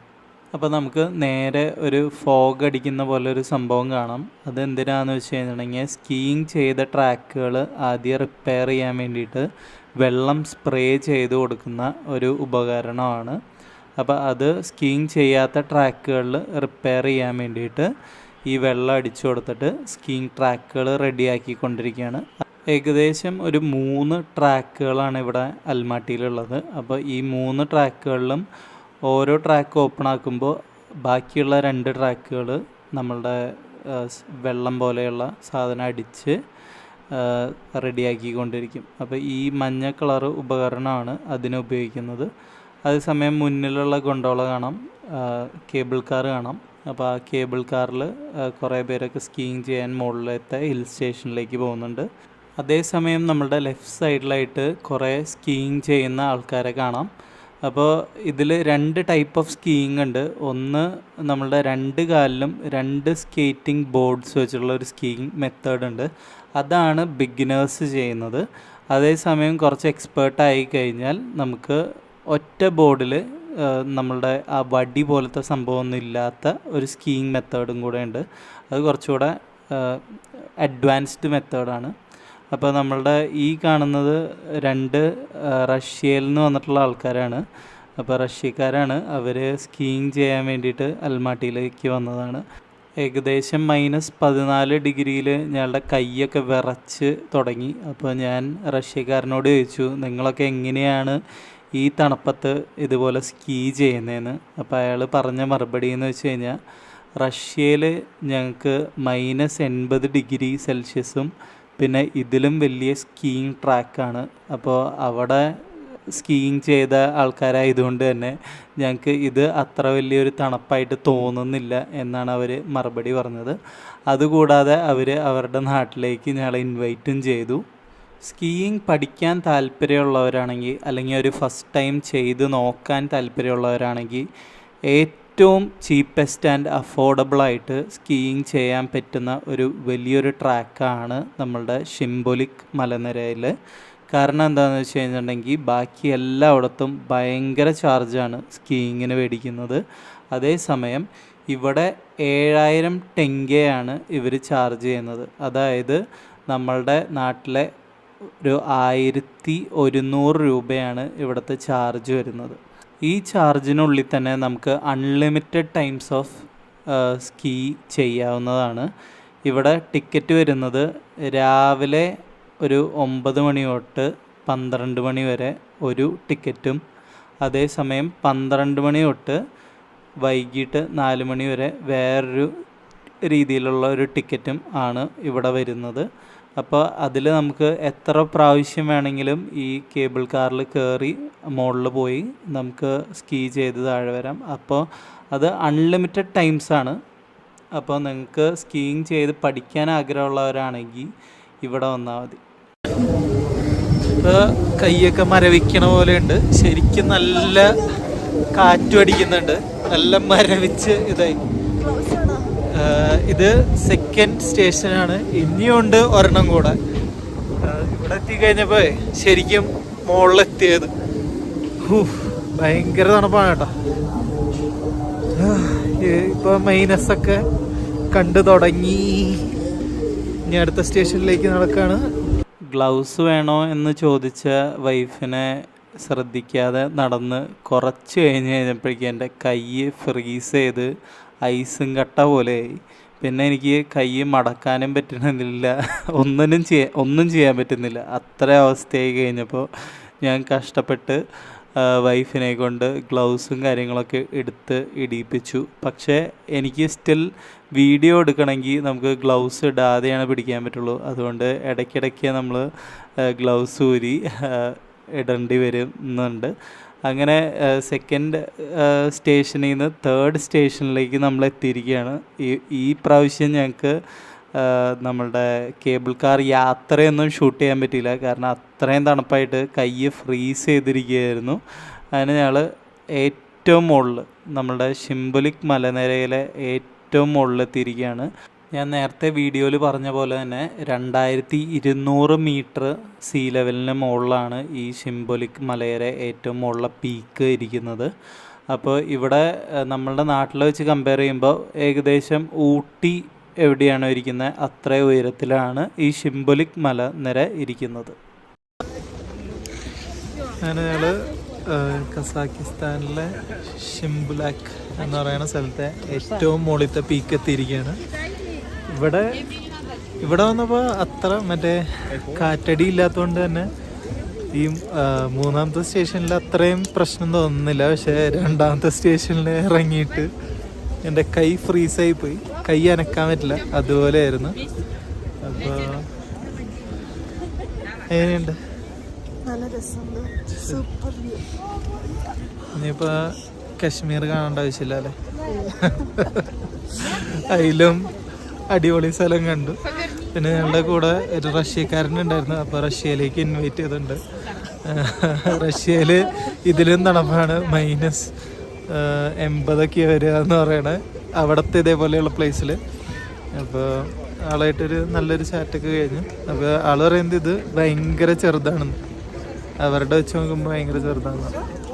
അങ്ങനെ ഞങ്ങൾ കുറേ ഫോട്ടോസും കാര്യങ്ങളൊക്കെ എടുക്കാൻ തീരുമാനിച്ചു. അങ്ങനെ ഫോട്ടോസും കാര്യങ്ങളൊക്കെ എടുത്തുകൊണ്ടിരിക്കുമ്പോഴാണ് ഈ ഇഗ്ലൂ പോലെയുള്ള സംഭവം കണ്ടത്. അതൊരു കഫേയാണ്. ഇവിടെ നമ്മൾ സ്കീയിങ് ചെയ്യുന്ന ആൾക്കാരൊക്കെ പോയിട്ട് അവിടെ നിന്ന് ചായയും കാര്യങ്ങളൊക്കെ കുടിക്കുന്നുണ്ട്. കുറേ ടൂറിസ്റ്റും പോകുന്നുണ്ട്. പക്ഷേ വൈഫ് ഇവിടെ സ്ലിപ്പായി വീണതുകൊണ്ട് തന്നെ എനിക്ക് ഒരു ഡൗട്ടാണ് ഇത്രയും ദൂരം അവളെ കൊണ്ട് നടത്താൻ പറ്റുമെന്ന്. അപ്പോൾ ഞങ്ങൾ തിരിച്ച് കേബിൾ കാർ വഴി താഴേക്ക് ഇറങ്ങാമെന്ന് തീരുമാനിച്ച് നടന്നുകൊണ്ടിരിക്കുകയാണ്. എനിക്ക് തോന്നുന്നു ലോകത്തിൽ തന്നെ ഏറ്റവും എളുപ്പത്തിൽ എത്താൻ പറ്റുന്നൊരു പീക്കാണ് ഈ ഷിംബുലിക് എന്ന്. നമ്മൾ കഷ്ടപ്പെട്ടുള്ള ഭയങ്കരമായിട്ടുള്ള ട്രക്കിങ്ങോ കാര്യങ്ങളോ ഇതൊന്നും കഴിഞ്ഞിട്ടല്ല ഇവിടെ എത്തുന്നത്. ഏറ്റവും എളുപ്പത്തിൽ 4400 മീറ്റർ നീളം വരുന്ന നമ്മളുടെ കേബിൾ കാറിലാണ് നമ്മൾ പീക്കിലെത്തുന്നത്. അപ്പോൾ ഏറ്റവും എളുപ്പത്തിൽ എത്താൻ പറ്റുന്നൊരു അടിപൊളി സ്ഥലമാണ് ഷിംബുലിക്. അപ്പോൾ ഞാൻ ഈ സ്ഥലം എന്ന് വെച്ച് കഴിഞ്ഞാൽ എല്ലാവർക്കും റെക്കമെൻഡ് ചെയ്യും. അപ്പോൾ നമുക്ക് എന്താ പറയുക, സാധാരണഗതിയിൽ ഒരു പീക്കൊക്കെ കയറുമ്പോൾ നമ്മൾ ഒരു കൊടിയൊക്കെ നാട്ടിൽ, അപ്പോൾ അങ്ങനത്തെ കൊടിയും കാര്യങ്ങളൊന്നുമില്ല. അപ്പോൾ ചെറിയൊരു എൻ്റെ ഒരു ഡാൻസും കാര്യങ്ങളൊക്കെ ആയിട്ട് ആഘോഷിച്ച് പോവാം എന്ന് തീരുമാനിച്ച് വൈഫ് കഷ്ടപ്പെട്ടിട്ടാണ് ഗ്ലൗസൊക്കെ ഊരിയത്. എന്നാലും അവൾ എടുത്തു തരാമെന്ന് സമ്മതിച്ച് ഞങ്ങൾ നേരെ ഡാൻസും കാര്യങ്ങളൊക്കെ എടുത്തിട്ട് താഴേക്ക് പോവാണ്. ഇവിടുത്തുകാർക്ക് ഹിന്ദുസ്ഥാനി എന്നാണ് വരുന്നതെന്ന് പറഞ്ഞു കഴിഞ്ഞിട്ടുണ്ടെങ്കിൽ ഭയങ്കര വലിയ കാര്യമാണ്. അപ്പോൾ ഇന്ത്യനെ ഹിന്ദുസ്ഥാൻ എന്നാണ് അവർ വിളിക്കുന്നത്. അപ്പോൾ ഭയങ്കര കാര്യമുള്ള കാര്യമായതുകൊണ്ട് തന്നെ ഞങ്ങൾ ടൂറിസ്റ്റ് ആയതുകൊണ്ട് ഞങ്ങളുടെ കൂടെ നിന്ന് 2 ഫോട്ടോ എടുത്തോട്ടെ എന്നൊക്കെയാണ് ആ ചേച്ചി ചോദിച്ചത്. ഫസ്റ്റ് പോയിന്റ് അവിടെയാണ് ഇരിക്കുന്നത്. അപ്പോൾ നമ്മളുടെ റൈറ്റ് സൈഡിലായിട്ട് കാണുന്നതാണ് നമ്മളുടെ മെഡു ഐസ് റിംഗ്. ഇതാണ് ലോകത്തിലെ വെച്ച് ഏറ്റവും ഉയരം കൂടിയ പീക്കിലെ ഏറ്റവും വലിയ ഐസ് റിംഗ്. ഇത് ഏകദേശം 2.5 ഏക്കറോളം സ്ഥലത്താണ് ലൊക്കേറ്റ് ചെയ്തിരിക്കുന്നത്. 1600 മീറ്റർ സീ ലെവലിനേക്കാളും മുകളിലാണ് ഈ ഐസ് റിംഗ് സ്ഥിതി ചെയ്യുന്നത്. ഇതുകൊണ്ടാണ് ലോകത്തിലെ തന്നെ ഏറ്റവും ഉയരം കൂടിയ പീക്കിലെ ഐസ് റിംഗ് ആയിട്ട് ഇതിനെ പ്രഖ്യാപിച്ചിരിക്കുന്നത്. അതുകൂടാതെ ഇത് നമ്മളുടെ മോസ്കോയിൽ നിന്ന് വന്ന സ്പെഷ്യൽ ടീമാണ് ബിൽഡ് ചെയ്തിരിക്കുന്നത്. അവരുടെ കോമൺവെൽത്ത് ഗെയിംസിനും എല്ലാ ഒളിമ്പിക്സിനും കാര്യങ്ങൾക്കൊക്കെ വേണ്ടി പ്രാക്ടീസ് സെഷൻസ് നടക്കുന്നത് ഇവിടെയാണ്. നമ്മൾ ഷിംബുലാക്കിൽ നിന്ന് നേരെ ബസ്സും പിടിച്ച് നമ്മളുടെ ദോസ്തിക് പ്ലാസ അവന്യൂരെ മുന്നിലാണ് വന്നിരിക്കുന്നത്. അപ്പോൾ ദോസ്തിക് പ്ലാസ മാള് കാണാൻ വേണ്ടിയിട്ടാണ് ഇവിടെ എത്തിയിരിക്കുന്നത്. അപ്പോൾ നമുക്ക് കാണാം എൻ്റെ പിന്നിലുള്ള ഒരു ട്രീ കാണാം, ക്രിസ്മസ് ട്രീ. പിന്നെ നേരത്തെ കണ്ട ഒരു കൊക്കക്കോള ബ്രാൻഡിങ് ബസ് സ്റ്റോപ്പ്, പിന്നെ കുറേ അലങ്കാരങ്ങളും ഒരു സ്റ്റേജൊക്കെ ഉണ്ട്. അപ്പോൾ കൊക്കക്കോള സ്പോൺസർ ചെയ്തിട്ടുള്ള എന്തോ പരിപാടി ഇന്ന് നൈറ്റ് ഇവിടെ ഉണ്ട്. അപ്പോൾ സമയം കിട്ടുകയാണെങ്കിൽ ഞങ്ങൾ ഇന്ന് നൈറ്റും ഇവിടെ വരും. അങ്ങനെ മനസ്സിലൊക്കെ ഉറപ്പിച്ചുകൊണ്ട് ഞങ്ങളിങ്ങനെ നടന്നുകൊണ്ടിരിക്കുകയായിരുന്നു. അപ്പോഴാണ് എനിക്ക് പെട്ടെന്ന് ഓർമ്മ വന്നത്, ഇതുപോലെ തന്നെ ഒരു ക്രിസ്മസ് ട്രീ നമ്മളുടെ ലുലുവിൽ ഒരു 4 കൊല്ലം മുന്നേ ഉണ്ടാക്കിയിരുന്നു.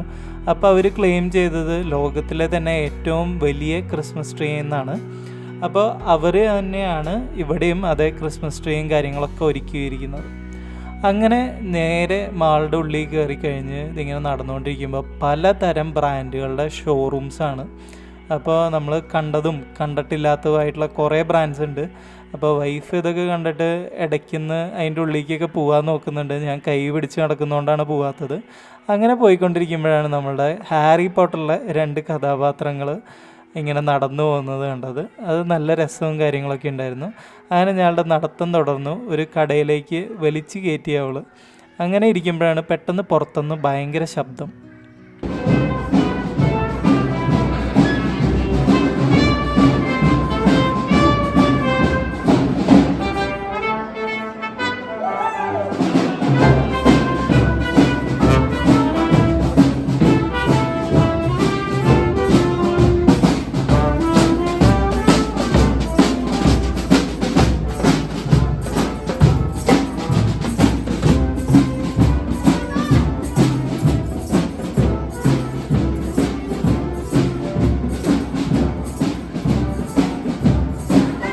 ഇവിടുത്തെ ഏറ്റവും വലിയ ആഘോഷം എന്ന് പറയുന്നത് ന്യൂ ഇയർ ആണ്.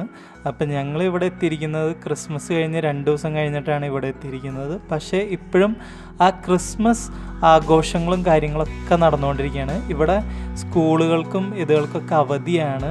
ഈ ക്രിസ്മസ് കഴിഞ്ഞ് പിറ്റേ ദിവസം തുടങ്ങി ന്യൂ ഇയർ കഴിയണ വരെ ഇവർക്ക് സ്കൂളുകൾക്കൊക്കെ അവധിയാണ്. അപ്പോൾ എല്ലാ പിള്ളേരും എല്ലാ പാരൻസും എല്ലാവരും ഈ മാളിലുണ്ട്. ഭയങ്കര തിരക്കാണ്. ഫുഡ് കോർട്ടിലും കാര്യങ്ങളൊക്കെ ഭയങ്കര തിരക്കാണ്. അപ്പോൾ നമ്മളുടെ കുറേ കുട്ടികൾക്ക് വേണ്ടിയുള്ള പരിപാടികളും കാര്യങ്ങളൊക്കെയാണ് ഇവിടെ നടന്നുകൊണ്ടിരിക്കുന്നത്. നമ്മളുടെ നാട്ടിൽ വെച്ച് നോക്കുമ്പോൾ എനിക്ക് തോന്നുന്നു കുട്ടികൾക്ക് ഏറ്റവും കൂടുതൽ കുട്ടികളുടെ പരിപാടി നടത്തുന്നത് ഇവിടെയാണെന്ന്. പാരൻസും അതൊക്കെ എൻജോയ് ചെയ്ത് ഇരിക്കുന്നുണ്ട്. അപ്പോൾ കുറേ പേരൊക്കെ ഫുഡും കാര്യങ്ങളൊക്കെ കഴിക്കുന്നുണ്ട്. സീറ്റൊക്കെ ഭയങ്കര കുറവായതുകൊണ്ട് തന്നെ ഞങ്ങൾ വേറെ ഏതെങ്കിലും ഒരു റെസ്റ്റോറൻറ്റിൽ കയറാമെന്ന് വിചാരിച്ചു. അപ്പോൾ മാളുടെ ഉള്ളിൽ തന്നെയുള്ള വേറൊരു റെസ്റ്റോറൻറ്റിൽ കയറി. അപ്പോൾ അവിടെ ആദ്യമായിട്ട് നമ്മൾ കാണുന്നതെന്ന് വെച്ചാൽ വിവിധ തരം സാധനങ്ങൾ ഇരിക്കുകയാണ്. കുറേ റൈസ് പോലെയും പിന്നെ ചിക്കനും മട്ടനും ഫിഷും കാര്യങ്ങളൊക്കെ ആയിട്ട് കുറേ സാധനങ്ങളുണ്ട്. എന്ത് ചൂസ് ചെയ്യുന്നറിയാതെ ഞങ്ങൾ എന്തോ ഒരു സാധനം ചൂസ് ചെയ്തു. അങ്ങനെ വന്ന് കഴിക്കുമ്പോഴാണ് ഇതെന്താണെന്ന് മനസ്സിലാവുള്ളൂ. കാരണം ഇവിടെ മൊത്തം എഴുതി വെച്ചിരിക്കുന്നത് കസാക്ക് ഭാഷയിലായതുകൊണ്ട് തന്നെ എന്താണെന്നൊന്നും മനസ്സിലായില്ല. പിന്നെയും കുറച്ചൊക്കെ ഗൂഗിൾ ട്രാൻസ്ലേറ്റ് വെച്ചാണ് മനസ്സിലാക്കിയത്. അങ്ങനെ വൈഫ് കഴിച്ചു നോക്കിയപ്പോഴാണ് അവൾ പറയുന്നത് ഇത് ഓട്സിൻ്റെ റൈസാണ്. അപ്പോൾ നല്ല ഹെൽത്തി ഓപ്ഷനാണ്. ഓട്സിൻ്റെ റൈസും ബീഫിൻ്റെ കുറച്ച് ഗ്രേവിയും കാര്യങ്ങളൊക്കെ ആയിട്ടാണ്. അപ്പോൾ അത് രണ്ടും സെപ്പറേറ്റ് ആയിട്ട് നമ്മൾ ഓർഡർ ചെയ്തതാണ്. അത് കഴിഞ്ഞപ്പോൾ ആ ഫുഡ് കഴിച്ച് കഴിഞ്ഞപ്പോൾ നല്ല ഇഷ്ടപ്പെട്ടു. അപ്പോൾ ഞങ്ങൾ ഒരു റൈസിൻ്റെ ഐറ്റം കൂടെ എടുക്കാമെന്ന് വിചാരിച്ചു. ആദ്യം കഴിച്ചതായിരുന്നു ഏറ്റവും നല്ലത്. രണ്ടാമത് കഴിച്ചത് പുലാവായിരുന്നു. പക്ഷേ എന്തോ ഒരു ഡിഫറെൻ്റ് ഓയിലിൻ്റെ ടേസ്റ്റും കാര്യങ്ങളൊക്കെ ഉണ്ടായിരുന്നു. അതുകൊണ്ട് അത്ര ഇഷ്ടപ്പെട്ടില്ല. എന്നാലും നല്ലതായിരുന്നു. അങ്ങനെ ഞങ്ങൾ ദോസ്തിക് പ്ലാസേനോട് വിട പറയാണ്. അങ്ങനെ പുറത്തേക്ക് ഇറങ്ങി കഴിഞ്ഞപ്പോഴാണ് ഇവിടെ ഫുൾ ലൈറ്റ്സും കാര്യങ്ങളൊക്കെ ഓണായി. ഏകദേശം 4:30 മണിയായിട്ടുള്ളൂ. ഇരുട്ടൊക്കെ വീണു. അപ്പോൾ ഭയങ്കര ആഘോഷവും കാര്യങ്ങളൊക്കെയാണെന്ന് തോന്നുന്നു. ലൈറ്റൊക്കെ ഇട്ട് കഴിഞ്ഞപ്പോൾ തന്നെ ഭയങ്കര വൈബ് അങ്ങോട്ട് മാറി. അങ്ങനെ പുറത്താണെങ്കിൽ നല്ല തണുപ്പുണ്ട് കേട്ടോ. എന്നാലും ഇച്ചിരി കുറവുണ്ട്. പിന്നെ ഇവിടുത്തെ മെട്രോ സ്റ്റേഷൻ കണ്ടില്ലേ, അവിടെ ഒരു ഗ്ലാസ് താഴേക്ക് പോണ പോലെ എവിടെയുണ്ട്. അത് ഇതാണിപ്പോൾ മെട്രോ സ്റ്റേഷൻ. അതാണ് ഈ വഴി കൂടെ പോകുമ്പോഴൊന്നും കാണാത്തത്. ഈ മെട്രോ സ്റ്റേഷൻ കണ്ട ഇതൊക്കെ സോവിയറ്റ് യൂണിയൻ കാലത്ത് ഉണ്ടാക്കിയ സ്റ്റേഷൻസാണ്. 1988 ഈ മെട്രോയുടെ കൺസ്ട്രക്ഷൻ തുടങ്ങിയെങ്കിലും ഇത് 2005 വരെ പൂട്ടിക്കിടക്കായിരുന്നു. അതിൻ്റെ കാരണം എന്താണെന്ന് വെച്ച് കഴിഞ്ഞാൽ 1988 ഇവർ റഷ്യയുടെ അല്ലെങ്കിൽ സോവിയറ്റ് യൂണിയൻ്റെ ഭാഗമായിരുന്നു. ആ സമയത്ത് ഇവർക്ക് ഫണ്ടിനൊന്നും യാതൊരു തടസ്സവും ഉണ്ടായിരുന്നില്ല. അപ്പം നല്ല രീതിയിൽ കൺസ്ട്രക്ഷനും കാര്യങ്ങളൊക്കെ പോയിക്കൊണ്ടിരിക്കുകയായിരുന്നു. കുറച്ച് കഴിഞ്ഞപ്പോഴേക്കും നമ്മുടെ സോവിയറ്റ് യൂണിയനിൽ നിന്ന് കസാക്കിസ്ഥാൻ പിരിഞ്ഞു. അതോടുകൂടി ഇവരുടെ ഫണ്ടും കാര്യങ്ങളൊക്കെ നിൽക്കുകയുണ്ടായിരുന്നു. അപ്പോൾ കസാഖ് ഗവൺമെൻറ്റിന് അഫോർഡ് ചെയ്യാൻ പറ്റുന്ന ഒരു സ്ഥിതിയിലായിരുന്നില്ല മെട്രോ പ്രൊജക്റ്റ്. അതുകൊണ്ടാണ് ഇത്രയധികം വൈകിയത്. എന്നാൽ 2005 ഇത് മൊത്തത്തിൽ എല്ലാ ലൈൻസും ബിൽഡ് ചെയ്തതിന് ശേഷം ജനങ്ങൾക്ക് വേണ്ടി ഓപ്പൺ ചെയ്തു കൊടുത്തു. ഈ ഒരു കാരണത്താൽ തന്നെ നമ്മളുടെ ഈ മെട്രോ സ്റ്റേഷൻ, അതായത് റെഡ് ലൈനിൽ വരുന്ന അബൈ എന്ന് പറയുന്ന മെട്രോ സ്റ്റേഷൻ ഭൂമിയുടെ ഒരു 4-5 നില താഴത്തേക്കാണ് ഈ ബിൽഡ് ചെയ്ത് വെച്ചിരിക്കുന്നത്. ഇത് സോവിയറ്റ് യൂണിയൻ കാലത്ത് ബിൽഡ് ചെയ്ത ആ മെട്രോ ആണ്. അപ്പോൾ ഇത് ഭയങ്കര ഡെപ്തിലാണ്. നമ്മൾ ഈ എലിവേറ്ററും ഇറങ്ങി വരുന്ന സമയത്ത് തന്നെ നമ്മൾ താഴോട്ട് നോക്കിക്കഴിഞ്ഞാൽ ചിലപ്പോൾ ആദ്യമായിട്ട് കയറുന്ന ആൾക്കാർക്ക് തല ഇറങ്ങിപ്പോവും. അത്രയും ഡീപ്പായിട്ടാണ് ഈ മെട്രോ ഉണ്ടാക്കി വെച്ചിരിക്കുന്നത്. ഇവിടുത്തെ മെട്രോകൾക്ക് മാത്രമായിട്ട് യാൻഡെക്സ് ആപ്പ് ഒരു മാപ്പ് തയ്യാറാക്കിയിട്ടുണ്ട്. പക്ഷേ ഞങ്ങൾ ഈ പോകുന്ന സമയത്ത് ഞങ്ങൾക്ക് ഈ മാപ്പിനെ പറ്റിയൊന്നും യാതൊരു ധാരണയും ഉണ്ടായിരുന്നില്ല. അതുകൊണ്ട് കുറച്ച് കൺഫ്യൂഷനും കാര്യങ്ങളൊക്കെ ഉണ്ടായിരുന്നു, എവിടെ പോവും എവിടെ ഇറങ്ങും എന്നുള്ള കാര്യത്തിലൊക്കെ. പക്ഷേ ഇവിടുത്തെ ടിക്കറ്റിംഗ് സിസ്റ്റം ഏത് ട്രിപ്പിനും ഒരേ ചാർജാണ് ചാർജ് ചെയ്യുന്നത്. അതായത് നമ്മളുടെ ഏകദേശം ഒരു 20 രൂപയൊക്കെയാണ് ഈ മെട്രോയിൽ സഞ്ചരിക്കാൻ വരുന്നുള്ളൂ. നമ്മൾ ഏത് മെട്രോ സ്റ്റേഷനിൽ നിന്ന് കയറിക്കഴിഞ്ഞാലും ഏത് മെട്രോ സ്റ്റേഷൻ വരെ വേണമെങ്കിലും നമുക്ക് ഈ 20 രൂപയിൽ ചാർജിൽ നമുക്ക് സഞ്ചരിക്കാം. നല്ല ആഴത്തിൽ തന്നെ മെട്രോ പണിഞ്ഞു വെച്ചത് കൊണ്ട് നമുക്ക് മുകളിലെ ട്രാഫിക്കും കാര്യങ്ങളൊന്നും ഇവിടെ കേൾക്കാൻ പറ്റുന്നില്ല. ആകെ കൂടി കേൾക്കുന്നത് ദൂരേന്ന് വരുന്ന നമ്മളുടെ മെട്രോ ട്രെയിനിൻ്റെ ശബ്ദമാണ്. നിങ്ങളും ഈ ട്രെയിനിൽ യാത്ര ചെയ്യാൻ താല്പര്യപ്പെടുന്നുണ്ടെങ്കിൽ എന്തായാലും ഡൗൺലോഡ് ചെയ്യേണ്ട ഒരു ആപ്പാണ് യാൻഡെക്സ് മെട്രോ മാപ്പ്. അതിൽ നമ്മൾ എവിടെ നിന്ന് പോകണം എവിടെ എത്തണം എന്നുള്ളത് അടിച്ചു കൊടുത്തു കഴിഞ്ഞിട്ടുണ്ടെങ്കിൽ ഏത് ട്രെയിൻ കയറണം ഏത് സ്റ്റേഷനിൽ നിന്ന് കയറണം എല്ലാ ഡീറ്റെയിൽസും അതിൽ അവൈലബിൾ ആണ്. അപ്പോൾ ഞങ്ങൾ ഇത് ഫസ്റ്റ് ട്രിപ്പ് ആയതുകൊണ്ട് ഞങ്ങൾക്ക് അറിയില്ലായിരുന്നു, അതുകൊണ്ടാണ് ഞാൻ പറഞ്ഞു തരുന്നത്.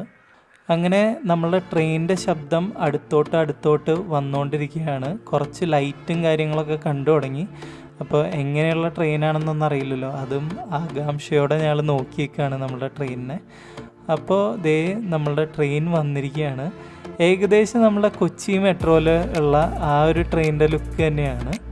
അപ്പോൾ ഇത് അണ്ടർഗ്രൗണ്ട് ആണെന്ന് മാത്രം ഉള്ള ഒരു ഡിഫറൻസേ ഉള്ളൂ. അപ്പോൾ ഏകദേശം കൊച്ചി മെട്രോയിലൊക്കെ പോലെ ഇരിക്കും. മെട്രോയിൽ അധികം യാത്രക്കാരും കാര്യങ്ങളൊന്നും ഇല്ല. ഇവിടുത്തെ ട്രാൻസ്പോർട്ടേഷനൊക്കെ അത്യാവശ്യം ചീപ്പായതുകൊണ്ട് തന്നെ കൂടുതൽ ആൾക്കാരും ടാക്സിയിലും ബസ്സിലൊക്കെയാണ് പോകുന്നത്.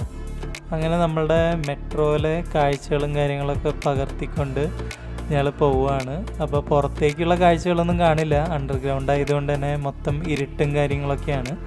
ഇവിടുത്തെ എല്ലാ മെട്രോ സ്റ്റേഷനും ഓരോ മോണ്യുമെൻ്റ് പോലെയാണ് ഉണ്ടാക്കി വെച്ചിരിക്കുന്നത്. അപ്പോൾ എല്ലാ മെട്രോ സ്റ്റേഷനും കാണാൻ വ്യത്യസ്തമാണ്.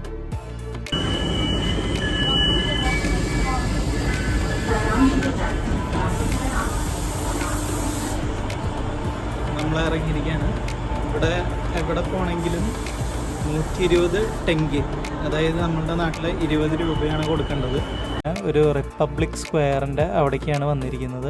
അപ്പോൾ അവിടെ ഒരു നല്ലൊരു കഫേ കണ്ടു. അപ്പോൾ എല്ലാ കടയിലും പോയിട്ട് നമ്മളുടെ വൈഫ് വിലയും കാര്യങ്ങളൊക്കെ ഒന്ന് നോക്കിയിട്ട് വരും. അത് കഴിഞ്ഞിട്ടേ ഞങ്ങൾ പോകാറുള്ളൂ ഉള്ളിലേക്ക്. കാരണം ഇതുപോലെയുള്ള ഇൻഡോർ കഫേകളിലാണെങ്കിൽ നല്ല പ്രൈസാണ്. അതുകൊണ്ട് തന്നെ നമ്മളുടെ വിചാരിക്കുന്ന ബഡ്ജറ്റ് ഇന്ന് കൂടിപ്പോവും. അതുകൊണ്ട് എപ്പോഴും കഫേസിലും കാര്യങ്ങളൊക്കെ കയറുമ്പോൾ അവിടുത്തെ പ്രൈസും കാര്യങ്ങളൊക്കെ അറിഞ്ഞിട്ട് വേണം കയറാൻ വേണ്ടിയിട്ട്.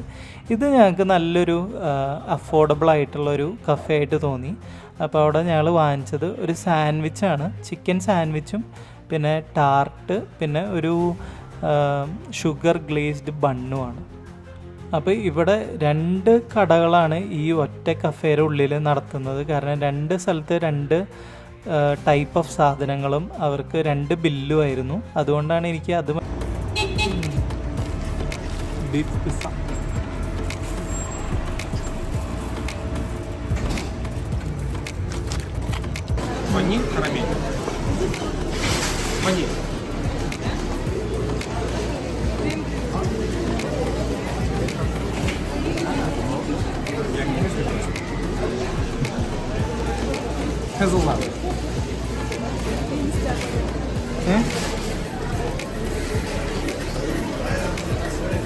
Bush syrup. കാരമൽ. Caramel.